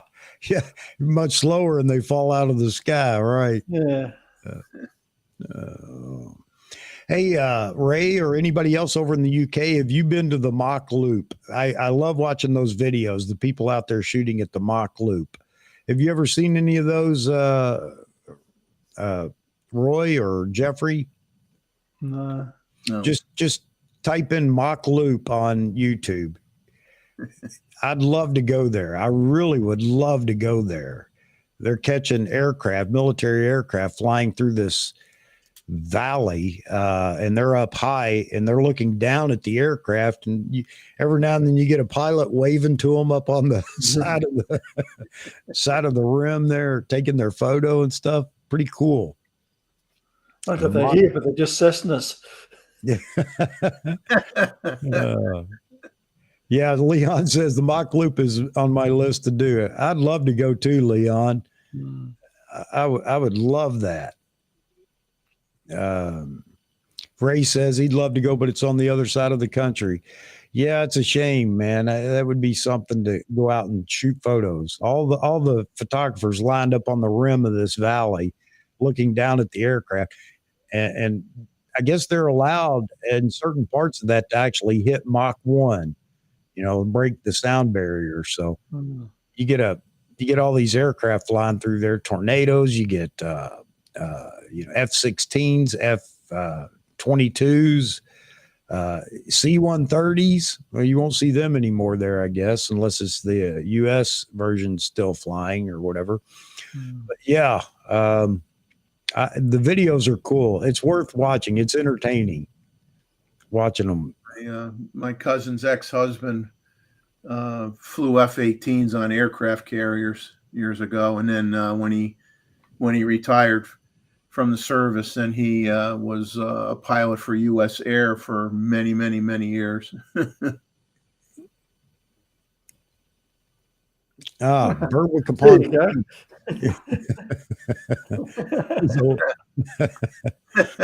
Mr. Chuck Sully. There you go, man. Even more of a reason to go visit Berwick upon Tweed. Oh man. Yeah, it's I found out about the mock loop. I used to watch Gary Go quite a bit, landscape photographer. I don't know if you guys have seen any of his videos or whatever. He still makes videos, landscape photographer, but he got invited out to the mock loop, and that's where I learned about it. And I mean, he's not the only one. There are quite a few videos people take while they're out there. But again, interesting to watch, kind of fun.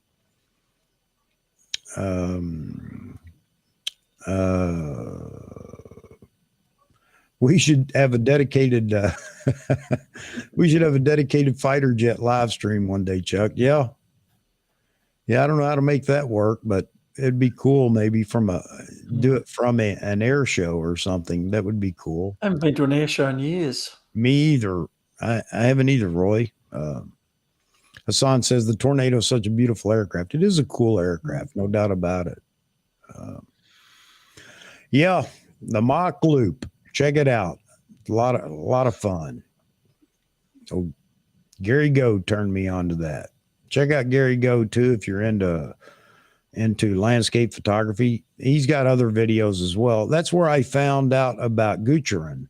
Gooch, who I had on the show. This has been a year and a half ago. He's over in Kenya, in Nairobi.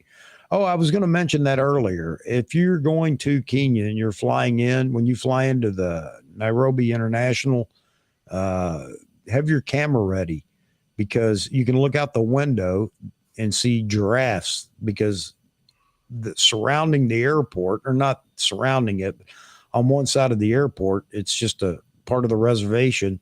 And you're liable to see any number of animals out there while you're flying in. Pretty cool. You make it look like you got a giraffe on the wing of the aircraft photo. Yeah, exactly. Yeah. James says nothing like a Tomcat F-14. Well, wait a minute. Sorry, I'll be back to you here in a minute, Leon.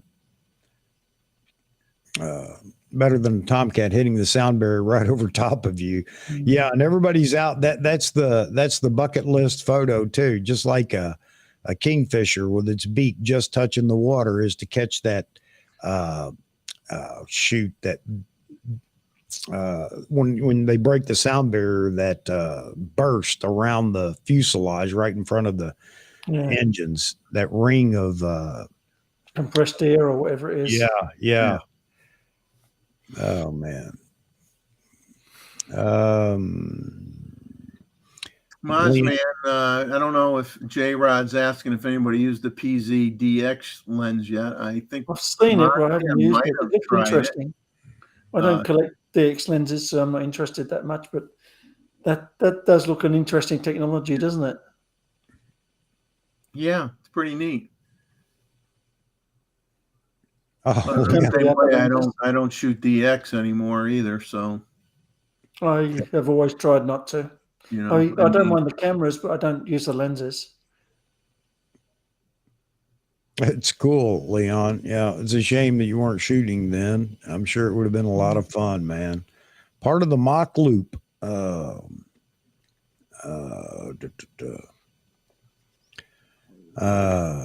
Use giraffes for air traffic control. I hope they teach them to duck. Mm. Da, da, da, da, da. Hassan says South Korea has a valley similar to the mock loop, but if you see fighters flying through, everything's hit the fan. He said it was beautiful being on those mountains, though.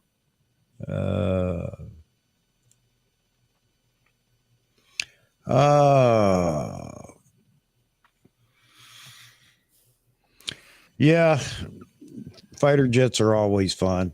And so will there be a firmware update that separates airplane mode from vehicle mode? Because that was the question and early on, since they didn't provide that with the subject detection like the Z8. And I'm sure there will. Unless they're absolutely confident, and it sounds like they shouldn't be, because others have said they saw a video comparing the vehicle mode, which encompasses planes, trains, automobiles, motorcycles, and bicycles, to the airplane mode on the Z8, saying that the airplane mode on the Z8 was better. So, Could be. yeah. More firmware updates to follow. It'll be interesting to see what the Z8 comes out with in its next firmware update. Will it I wouldn't. I think people need to chill a little bit and relax and enjoy what they have, and stuff will come around, and you'll get it eventually. I mean, it'll happen. Yeah, I think now that Nikon's proven that that's going to be the case, that firmware updates are going to be part of the process from here forward. The big question remains, though, for all the Z6 II, Z7 II shooters, will there be a firmware update for those cameras? I'd say it's safe to say now Nikon could do it, or, I can understand why they may have held back, I guess. But I don't know what they can do with the internals of those cameras. I mean, going from the XSpeed 6 to the XSpeed 7 processor, but it does have two XSpeed 6 processors in it, for what that's worth, those two cameras. So they're doing a pretty good job anyway. Shouldn't complain. Yeah. I think what really rocked everybody back on their heels with the Z6 II, Z7 II crowd was with the update on the Z6 and Z7 original. That was a big upgrade. Yes. Big difference. Yes, it was. It was a huge difference in those cameras. So immediately everybody said, well, if you can do that with one XSpeed 6 processor, what are you going to do for me with two XSpeed 6 processors? And that was the big, you heard all the grumbling for a long time. I don't know if that's going to calm down, or if Nikon's actually going to drop a firmware update for those cameras. I probably will, just to shut people up. Yeah. Yeah. Oh, man. All right. That's about it. I think I'm going to pull the plug, and the storm seems to have subsided, but I know that we've got another front that's coming right through behind the one that just passed. So I got to figure out what we're going to do for supper ourselves here, and whether we're going to have power or not. That's always a question here. I don't know why. You would think in Connecticut it would have the perfect power grid and everything else. And maybe it does for the most part of Connecticut, but it sure doesn't where we live. Man, the lights go out for no reason. We lost power a couple of weeks ago from a small forest fire. Oh, yeah? Down the back. Oh, man. Well, hey, I want to say thank you to Leon for joining us, man. We don't get to see you very often, but love to see you when you're in here. Ray, of course, from Berwick upon Tweed. Charles, it's so good to see you in here. I really appreciate you dropping by, letting us know you're doing okay, buddy. Happy to see that. David asked me, he said, are you living in a third world country? When it comes to power, yes, I think I am. We could safely say we're getting there. Yeah. We're working hard. For years, my wife's been hounding me. Why don't we get a generator? Why don't we get a generator? And for years, I'd been saying, because we're moving, and you see where I'm at. So I bought one, Chuck, for down here. Once I bought it, I haven't had to use it. No, there you go, man. So I guess maybe that makes it worth it, right? If I didn't have it, I'd need it. I buy it, I don't have to use it. Exactly. Yep. Yeah, I actually have a small generator in the garage that I can hook up through, and the electric company hates to hear this, hook up through the dryer connection. But I always pull the breaker so that we're not feeding back into the grid. So if they are listening, I do that. But it only runs the bare necessities. So, but I like what you have, because I'm sure if you have that backup generator, you have the transfer panel and everything else. So it's automatic. It's seamless. I wish we had that. I had one. I sold my generator. I've got a battery pack now. Yeah. Lithium-ion battery pack.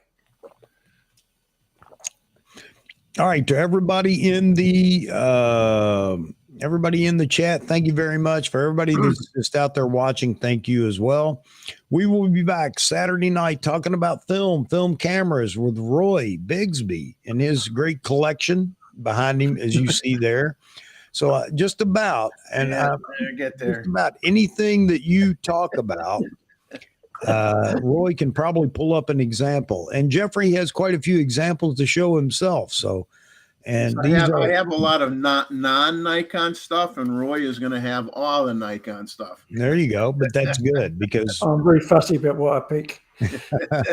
Ooh, a shot across the bow. Ooh. So David, the drunken wedding photographer, is going to be in here with us.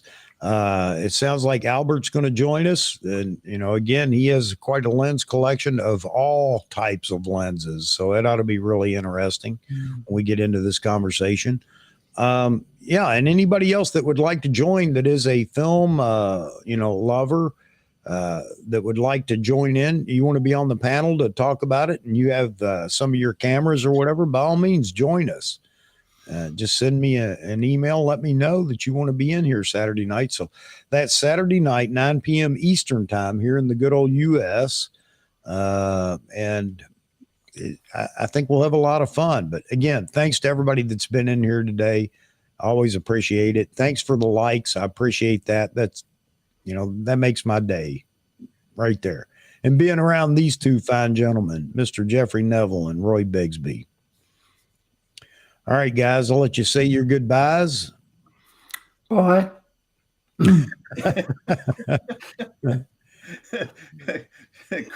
Quick and precise is Mr. Bixby's way. Absolutely. Me, I blab too much. Thanks, everybody, for coming out on the middle of the week and spending some time with us clowns. It's fun. And that we are clowns, but we have a good time. All right, folks. All right, so I'll see everybody Saturday night, film night at AP Studios. We're going to have some fun. All right. Should be different.